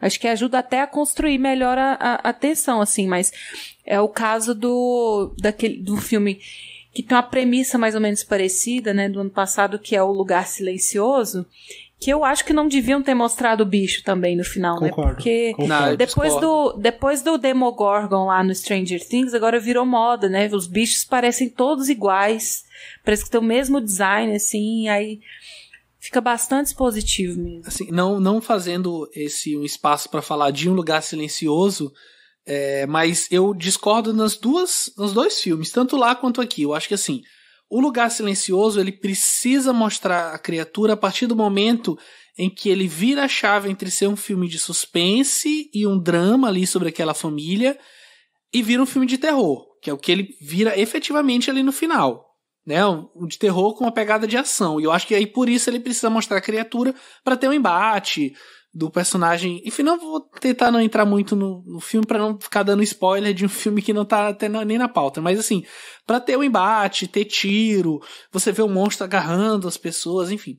Já eu acho que aqui não necessariamente precisava mostrar a criatura, mas a partir do momento em que a montagem ou até desde sempre o roteiro escolhe os caminhos que ele escolheu, eu acho que para que o filme se tornasse válido do ponto de vista de você se sentir realizado vendo, se sentir preenchido vendo o filme, acho que você tem essa necessidade de ver alguma coisa e de se sentir satisfeito de alguma forma pelo filme, porque ele faz uma promessa, o filme ele te faz uma promessa de alguma coisa, e ele acaba não entregando nada. Por exemplo, a Marina comentou dos 5 minutos da Sarah Paulson. E eu acho que isso ratifica o que o Fernando falou da montagem, porque eu tenho certeza que eles não contrataram uma atriz de nome para filmar 5 minutos. Deve ter várias cenas dela que acabaram saindo no corte final. E não também tentando falar do filme que eu queria ver e não do filme que eu vi. Mas eu acho que tem vários pequenos filmes que acabam nunca conseguindo se concretizar. O Leandro mencionou uma coisa que eu acho super válida, que vale repetir agora, é que o drama na casa é Suzanne Bier pura. Aquelas Sim. pessoas que não se conhecem, cada uma é meio que um arquétipo e cada uma tem os seus segredos e precisa ser confrontado de alguma forma. E até na direção lembra muito. Aquele cara canastrão lá na cozinha. O John Malkovich, inclusive um beijo pro Leandro que odiou o John Malkovich nesse filme e eu adorei. Que acho que ele tá não gostei muito, full não. John Malkovich, assim, ele tá loucaço. Eu acho que pro personagem tinha que ser bem, assim, esse canastrão mesmo. Eu super veria um Diário de Motocicleta com a Sandra Bullock e o John Malkovich, assim, nesse filme. O filme que o Pedro quer ver. Não, o Pedro tá mudando totalmente o filme. Voltando a falar do filme que a gente viu, eu concordo com o que vocês falaram, assim, eu não tô defendendo o filme, eu também gosto tão pouco quanto vocês. Eu não chego a desgostar porque eu acho que é só mais um filme. É um entretenimento assim. raso. Exato, é um entretenimento raso. Que no fim é isso. Eu acho que também não cabe a gente esperar mais do que isso, sendo o público médio E aí isso obviamente é meio babaca, falar que existe um público médio, ou Bem falar babaca. que existe uma característica que define o público médio, mas eu acho que boa parte dessas milhões de pessoas que viram o filme no mundo todo, segundo que a Netflix divulgou, foram ver o filme pensando, é um filme da Suzanne Bier, eu vou ver. Eu acho que a maioria chegou. É um filme de suspense / terror com a Sandra Bullock. E aí eu acho que a Suzanne tá ali como uma diretora contratada, assim como podia ser qualquer outra. Ou qualquer outro também. Né? Eu acho que ela nunca consegue se sobressair dentro desse filme. Ela tenta, ela se esforça, mas ela não é uma diretora de ação. E acima de tudo, o que ela já fez até então não casa com a história que o filme tem pra contar, né? Mas acho que o problema do filme, Pedro, eu acho que nem a direção dela na questão de ação. Porque eu acho as cenas que, por exemplo, tem a cena que rola ali um tiroteio, que até o rapaz ele é baleado. Não acho mal dirigido, não. Eu acho até funciona bem. As cenas daquelas senhorinhas que ela se suicida, eu acho que a cena pesadíssima. Eu acho bem dirigida, ela ali batendo a cabeça no vidro, sabe? Eu acho que nesse sentido, a cena do carro é um exemplo disso. Eu acho que ela conseguiu colocar ali uma cena agitada, uma cena dentro de um carro, criou uma tensão, funcionou. Eu acho que um dos problemas do filme que fazem com que ele não consiga atingir a tensão que ele se propõe a fazer, tá na montagem, cara. Porque o filme ele começa ali com naquela cabana, eles no barco no rio, e aí fugindo, legal. Aí volta pro passado. E aí cria ali uma tensão, bem, começa a desenvolver, começa a mostrar o que levou aquele ponto.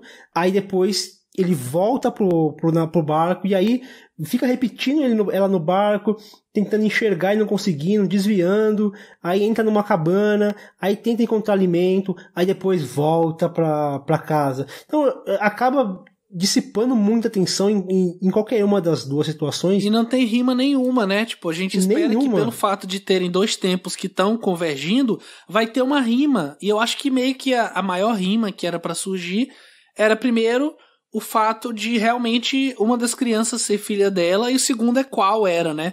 Mas não tem suspense nenhum, porque inclusive eu acho que talvez o fato dela não escolher por nenhuma das crianças acaba enfraquecendo isso, né? Porque ela, como uma pessoa que não quer ser mãe, mas ela acabou tendo um filho e ela tá cuidando de um filho que ela não queria e cuidando de um filho de uma outra pessoa, eu acho que talvez se ela tivesse realmente chegado, não, você vai olhar porque o meu filho é essa outra pessoa, eu não queria cuidar de nenhum de vocês dois, mas você vai olhar. Porque, sei lá, eu acho que no final, quando ela encontra de uma forma bem... muito conveniente, quando ela encontra a obstetra dela, e aí ela fala, são meus filhos, e resolve dar nome pra eles, eu acho que o filme ele meio que quer te empurrar pra uma catarse, pra um momento de, nossa, como chegamos nesse ponto, mas não é construído isso ao longo da obra, infelizmente. Alguém quer falar um ponto positivo do filme? É complicado, porque eu acho legal a Suzanne participar de um projeto desse. Eu acho que abre muitas portas. Ela vai ter condições agora de até conseguir um projeto maior e mais autoral. Ao mesmo tempo, é triste você ver que tem pouco da Suzanne Bier ali no filme. Eu acho que a única coisa, o único momento que a gente vê Suzanne Bier é exatamente o que o Pedro falou, é na casa, mas não é nem metade do filme. Cara, eu tenho a impressão de que ela trabalha melhor com orçamentos menores, sabe? Sim. Uma proposta mais criativa. Acho que ela, o que mais talvez ela faça em termos de gastar, assim, de produção, é usar vários cenários, mas assim, em termos de efeito, quase não tem grandes truques, né? Ela faz realmente filmes concisos em termos financeiros mesmo. Não sei, porque assim, eu não assisti a série. Como que é o nome da série, Pedro? O Gerente da Noite. Eu tô com ela pra assistir, mas também não assisti porque, né... É complicado. o tempo... Nada contra a série, gente. Até tem amigos que são, mas... O tempo é curto. Tem amigos que assistem. Mas assim, a série ela acho que chegou a ser premiada, a série. Então eu imagino que o problema não chega a ser... É uma série de ação, né? Investigação, policial, ação.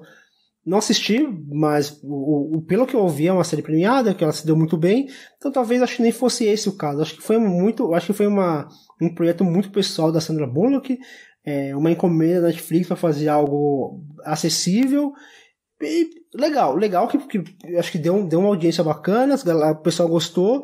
Eu acho que isso de alguma maneira abre portas para a Suzanne fazer outros trabalhos e não sei se voltar para Dinamarca para fazer filme lá ou continuar nos Estados Unidos, o que para mim não faz diferença, desde que ela faça filmes onde ela consiga colocar aquilo que ela já vinha colocando nos filmes anteriores. Para mim não tem problema onde ela vai fazer esse filme, desde que ela consiga colocar aquilo que ela ficou famosa, que é os elementos dramáticos, emocionantes, abraçar o melodrama sem medo, sabe? Tem aquele cineasta que coloca, abraça ali mais ou menos, sabe? Não, ela abraça mesmo, ela faz o melodrama, mas ela faz de maneira muito consciente e funciona muito bem. Sem apelação, sem aquela coisa apelativa de trilha sonora para elevar a emoção. Não, ela faz na câmera ali, ela faz com a câmera no olho do ator ou da atriz,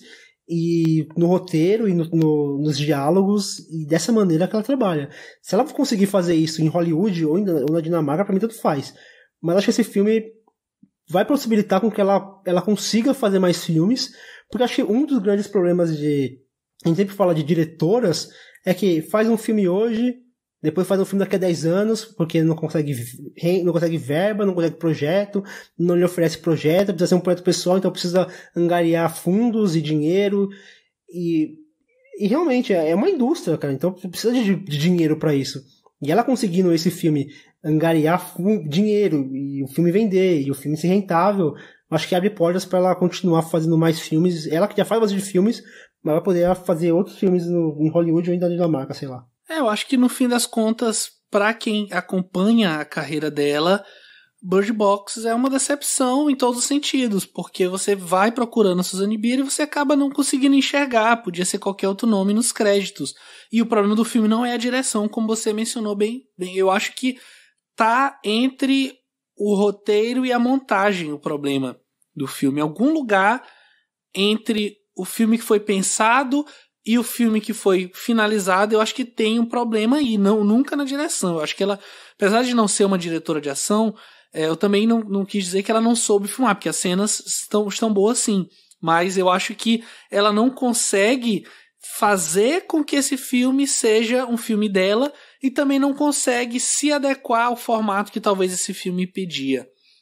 O que é uma pena, porque o filme não é ruim, mas pra gente que vinha acompanhando o trabalho dela até chegar aqui no que é a maior vitrine do cinema dela em termos de audiência, não estou falando em termos de premiação, é um pouco triste, mas acho que a gente já pode ir encerrando aqui o nosso programa, um programa um pouco mais curto, mais comedido, até pela ausência do Leandro também, por a gente estar regravando, então acaba sempre ficando um pouco, né, entre o que a gente já falou e pensando em outras coisas agora.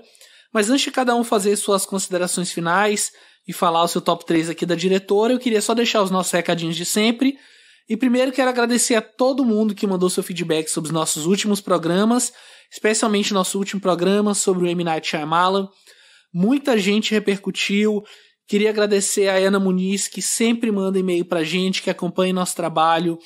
Obrigado mesmo, de coração. A gente fica muito feliz cada vez que abre a caixa de entrada lá do nosso e-mail e tem e-mail comentando os últimos programas, dando feedback pra gente. Queria agradecer o Tuoto também, que gravou com a gente. Inclusive ele fez um vídeo bem bacana chamado Efeito Shyamalan, onde ele discute um pouquinho, concatenando até algumas das coisas que a gente comentou no podcast. Vai estar linkado também.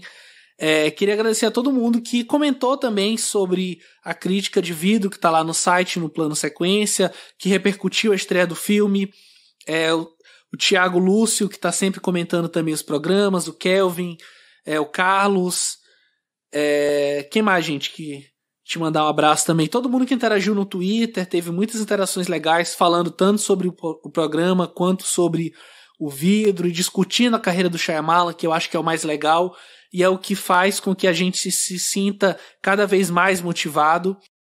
Marina, você quer passar os nossos contatos aí? Vamos reforçar para vocês que a gente tem vários canais de comunicação A gente está aqui agradecendo as pessoas que entram em contato com a gente. E se você tem alguma coisa para adicionar à discussão aqui dos programas, se vocês querem dar dicas de pauta para a gente fazer programa, a gente está aberto aí a negociar com vocês. A gente já recebeu sugestões ótimas lá no Instagram. Então, você pode sempre contactar a gente pelo nosso e-mail, se você quiser fazer um textão, colocar um livro lá pra gente. O nosso e-mail é contato@plano-sequência.com. A gente tem o Twitter, que a gente está sempre por lá. A gente está sempre acompanhando o que vocês falam, que é o @planoseccast. Tem também o nosso Instagram, @planoseccast. E é isso, gente. Então nós temos os nossos perfis individuais que vocês podem estar em contato com a gente sempre, lá no Telegram também. Mas não deixem de falar com a gente, não. A gente está aberto para receber as sugestões e continuar a discussão com vocês depois que o programa acaba. Perfeito. E se você ouve a gente e quer nos ajudar a atingir um público ainda maior, além de comentar, mandar e-mail, enfim, mandar um tweet, de repente considere avaliar o nosso podcast no iTunes ou então no seu agregador de podcasts para que a gente possa ter um pouco mais de visibilidade. Então agora, já partindo para nossa parte final, eu queria começar pedindo para o Fernando fazer suas considerações finais e deixar aqui o seu top 3 dos filmes da Suzane que a gente comentou hoje. Vai lá, Fernando. Primeiro, agradecer a oportunidade de estarmos aqui discutindo uma diretora que tem uma paixão. A gente sempre imagina que o diretor, ou o cineasta, ou seja lá o que for, faça um filme com paixão. Mas eu gosto de como a Suzane ela coloca emoção assim, nos seus personagens, como ela trata com carinho cada um dos personagens, como ela trata com cuidado mesmo cada um dos detalhes dos personagens que ela cria e que ela desenvolve em seus filmes. E uma diretora que nasceu ali no Dogma 95, eu acho que é um movimento, um manifesto que eu gosto bastante e que eu acho que as pessoas deviam conhecer um pouco mais e entender a proposta do Dogma mesmo, né? Não achar que o Dogma engessa a arte ou alguma coisa do tipo, mas entender o porquê que foi criado esse movimento e como a Suzane se encaixa. Eu acho que começar o Dogma pela Suzane, eu acho que é uma maneira assim de você pegar um cinema que é até um pouco mais palatável, mas não por isso é raso, mas que é um cinema que conversa muito bem com diversos públicos, e falar da Suzane aqui no Plano de Sequência para mim foi algo assim muito prazeroso.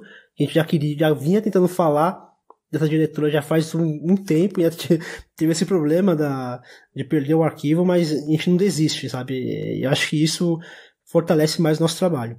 E vou partir aqui pro meu top 3.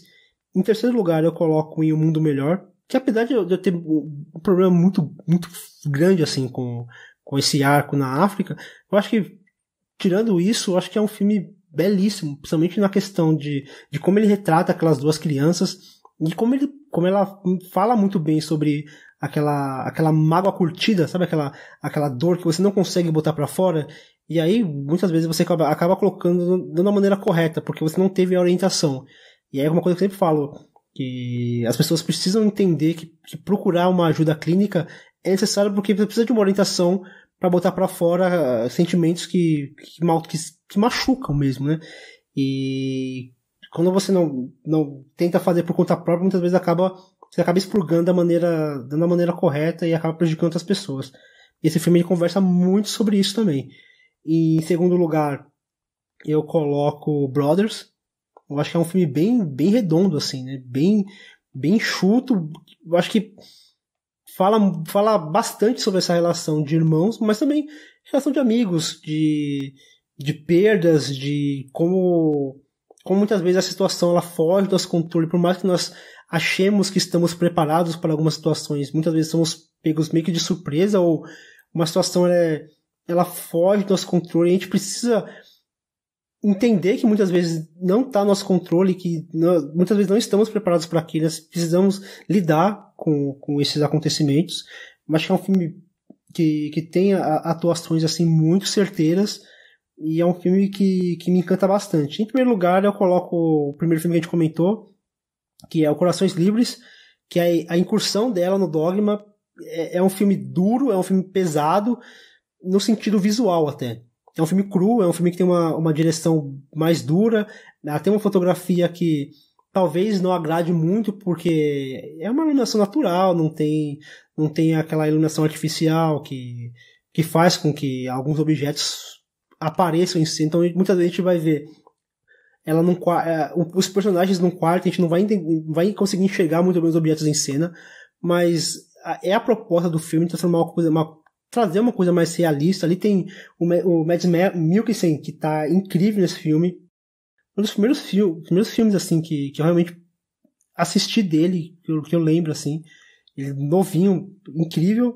E pra mim é um filme que retrata perfeitamente o que é o cinema da Susanne Bier, que é um cinema de sentimento, tem um melodrama, mas não aquele melodrama fácil de se fazer, aquele melodrama de gente chorando, de trilha alta para causar emoção e tudo e essas coisas. E não, aqui a emoção não vem disso, a emoção vem simplesmente de uma direção e de boas atuações, e é isso que precisa pro cinema da Susanne. E é isso que eu gostaria de vê-la fazendo mais vezes. Não que fazer blockbuster e pipoca seja problemático, mas é bom você ver uma diretora fazer uma coisa desse jeito, autoral, e botando o coração dela na direção. E eu gostaria muito de ver um novo filme dela com essa pegada. Mas a gente aguarda. Espero que a gente consiga fazer. E se ela fizer, é bem provável que a gente vai acompanhar ou escrever alguma coisa no plano sequência, ou lá no Artcines, ou de alguma maneira falar e falar mais de diretora também, que é um projeto que a gente gostaria de fazer mais, porque acho que precisa falar mais de diretora. A gente fez 2 programas até agora, mas provavelmente agora em 2019 a gente vai tentar falar mais de diretoras, e começar 2019 assim, falando de Susanne, já foi pra mim maravilhoso. Perfeito, Fernando. E aproveitar aqui o espaço, né, antes de falar o meu top 3, fazer minhas considerações finais, mais uma vez pedir desculpa pros nossos ouvintes, por tudo, por a gente acaba tentando sempre se comprometer a manter os nossos prazos, e estava até conseguindo, mas realmente foi uma fatalidade. O HD acabou queimando, perdemos uma gravação inteira, uma gravação inclusive que estava muito boa. Nisso a gente, na regravação, depois de tentar bastante conseguir recuperar os arquivos, acabou não conseguindo bater a agenda com o Leandro. Então mandar mais um abraço aqui pro Leandro, que não tá aqui, porque a gente sabe que se ele estivesse, ele botaria Bird Box no seu top 1, isso é fato. Não, gente, tô brincando, vai saber, né? Mas assim, eu também gostei muito de gravar sobre a Susanne, de ver os filmes dela, assim, são filmes bem novelescos, mas isso nunca é uma coisa pejorativa, não só pra ela, como acho que pra gente também. Eu acho que a pior coisa que a gente pode fazer é caracterizar o cinema dela assim e partir de uma forma negativa para falar isso. Porque eu acho que ela consegue explorar dramas que são muito comuns a esse tipo de linguagem mais de novela, de TV, que a gente está acostumado a ver, especialmente aqui no Brasil, que é um grande reduto de novelas, mas ela faz isso a partir de uma vivência que envolve o espectador, e ela consegue usar muito bem a linguagem cinematográfica para isso. Tanto que ela não é uma roteirista. Ocasionalmente ela escreve roteiros, escreve argumentos para filmes, mas ela é muito mais diretora. Isso só reforça esse aspecto dela, o fato dela ser uma boa contadora de histórias através das imagens, que é o trabalho do cineasta. E já passando pro meu top 3, olha que engraçado. O filme que seria o meu primeiro lugar, já na gravação anterior eu tinha colocado ele em segundo, por conta do que a gente conversou, e hoje eu vou colocar ele em terceiro. Então, meio que pelo clima do que a gente conversou aqui, e sendo coerente até com as coisas que a gente falou, eu vou colocar em terceiro lugar em Um Mundo Melhor. O filme mais aclamado dela, né? Ganhou Oscar, enfim. E é um filme muito bonito. Eu gosto muito da relação entre aqueles 2 personagens infantis, personagens que são interpretados de uma forma muito boa. Eu acho que tem muita mão da Susanne aí em conseguir extrair daqueles atores a carga dramática que ela precisava para construir a sua narrativa. Em segundo lugar, eu vou colocar Brothers. Eu acho que ele me perde um pouquinho em alguns momentos, mas ele ainda assim consegue ser um bom filme. Eu acho que a estética que ela traz, aquela câmera que funciona quase como um olho mágico por onde a gente acompanha aquela jornada sem nunca se aproximar o suficiente, mas ao mesmo tempo envolto ali naquela história. Em primeiro lugar, eu vou concordar com o Fernando, Corações Livres. Eu não sou grande fã do Dogma 95, eu acho que, como todo movimento, ele tem seus méritos, mas eu acho que, por mais que ele gere essa questão que a Marina mencionou e que o Leandro também falou quando a gente comentou da outra vez, de você tentar burlar essas impossibilidades com criatividade, mesmo assim eu acho que talvez o movimento ele seja um pouco engessado demais dentro da sua proposta. Mas eu acho que a Suzanne consegue entender a essência do movimento e consegue transgredi-lo da forma certa. Não que exista isso de forma certa ou forma errada, mas para o filme que ela queria fazer, eu acho que as concessões que ela faz dentro do movimento são incisivas, são diretas ao ponto, e tanto é que foram feitas de forma positiva para a narrativa, que mesmo assim, com essas mudanças, com exceção de filmagens com filtro e com efeitos, enfim, uma ou outra coisinha aqui e ali, mesmo assim o filme recebeu o certificado Dogma, porque os seus próprios criadores entenderam que ele segue a lógica por trás da ideia de como foi pensado. Então fica assim o meu top 3, em Um Mundo Melhor, Brothers e Corações Livres. E você, Marina, quais suas considerações finais e seu top 3 da diretora? Eu também quero expressar assim. Ai, da outra vez ninguém ficou no mudo. Dessa vez foi no finzinho. Não posso deixar, né? De cumprir com o nosso dogma aqui. Mas, vamos lá. Eu quero expressar, assim, também a minha felicidade, né? De estar falando da Suzanne.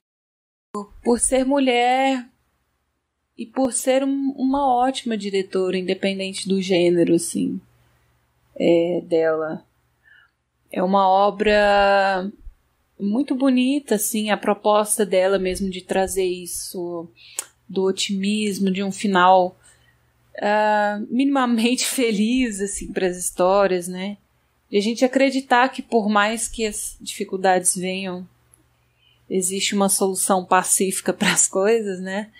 E acreditar no ser humano da maneira como ela acredita, sem julgamentos, eu acho primordial. Esse cinema tem que existir também, né? Assim como a gente falou do cinema de entretenimento, que tem seu valor, tem o seu lugar, acho que o cinema que ela faz é muito, muito necessário, ainda mais no mundo que a gente está vivendo, assim. E a maneira como ela retrata as personagens femininas, de um respeito, sem julgamentos, assim, ela não faz diferença entre o homem e a mulher nas histórias dela, né? Apesar de que todas as personagens femininas que eu me recordo, assim, nos filmes dela são mulheres muito fortes, até mais fortes do que os homens, muito determinadas, com opinião, com ética, e ela tem mesmo essa sensibilidade, assim, para lidar com esses personagens, por pior que sejam as atitudes que eles tomam, né? Dito isso, o meu terceiro lugar fica também com Em Um Mundo Melhor.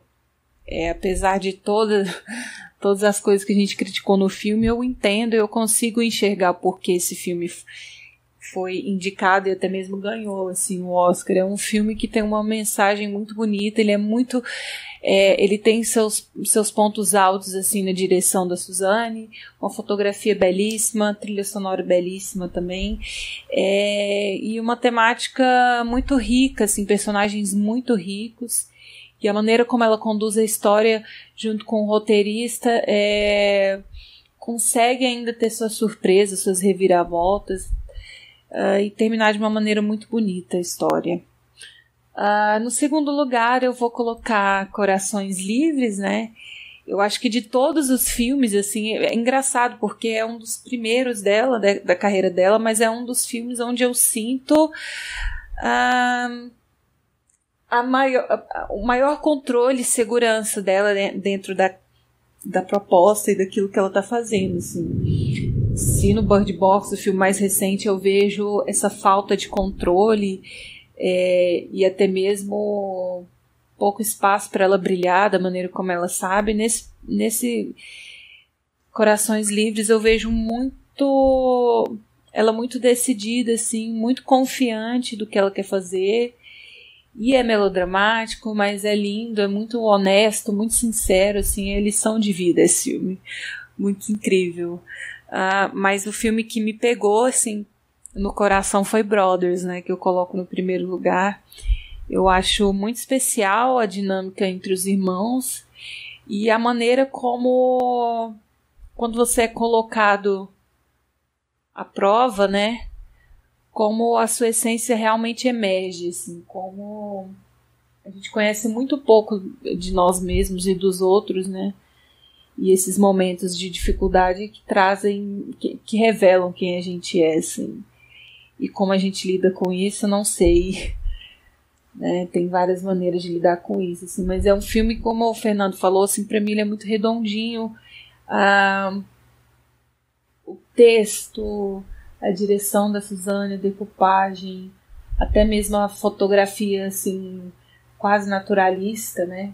Pouca intervenção aí. A metáfora que ela usa da cozinha, assim, tudo agrega muito ao filme pra mim, dá um recheio muito gostoso, assim, pra esse filme. Então, meu primeiro lugar é o Brothers, e aí se o Leandro colocasse o Bird Box nesse top 3, ele perdeu a chance não vindo gravar hoje, né? Então é isso. Então é isso, gente. Fica assim o nosso top 3. Obrigado pela companhia. Valeu demais, Fernando. Valeu, Pedro. Valeu, Marina. Um beijo enorme pro Leandro. E foi um prazer falarmos de Suzanne Bier e que venha aos próximos. Isso aí. Valeu, Marina. Que a próxima diretora não demore tanto, né? Obrigada, meninos. Obrigado a todo mundo que está acompanhando a gente. 2019, a gente vai ter mais mulheres aqui. Esse é um compromisso que a gente faz com vocês esse ano, viu? Perfeito. Mais mulheres, mais cinema africano, enfim. Mais diversidade de um modo geral. Exatamente. O Plano Sequência vai ficando por aqui. Um grande abraço e até o próximo mês.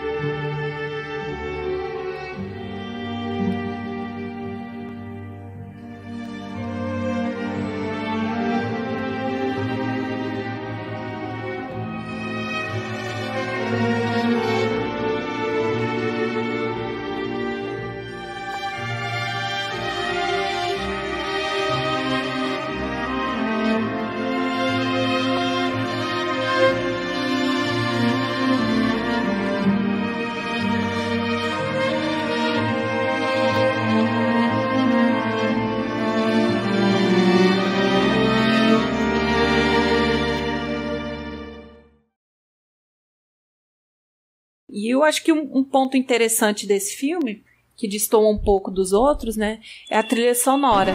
Gente, peraí que chegou minha janta. Vai lá.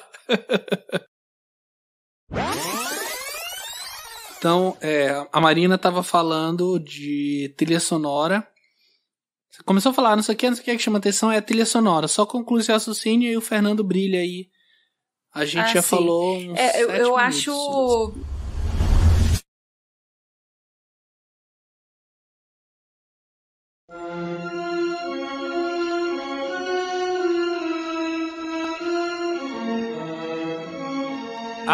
E atenção, reserve seu fone de ouvido para o mês que vem, pois falaremos sobre o indicado e provável vencedor do Oscar de melhor direção, Alfonso Cuarón.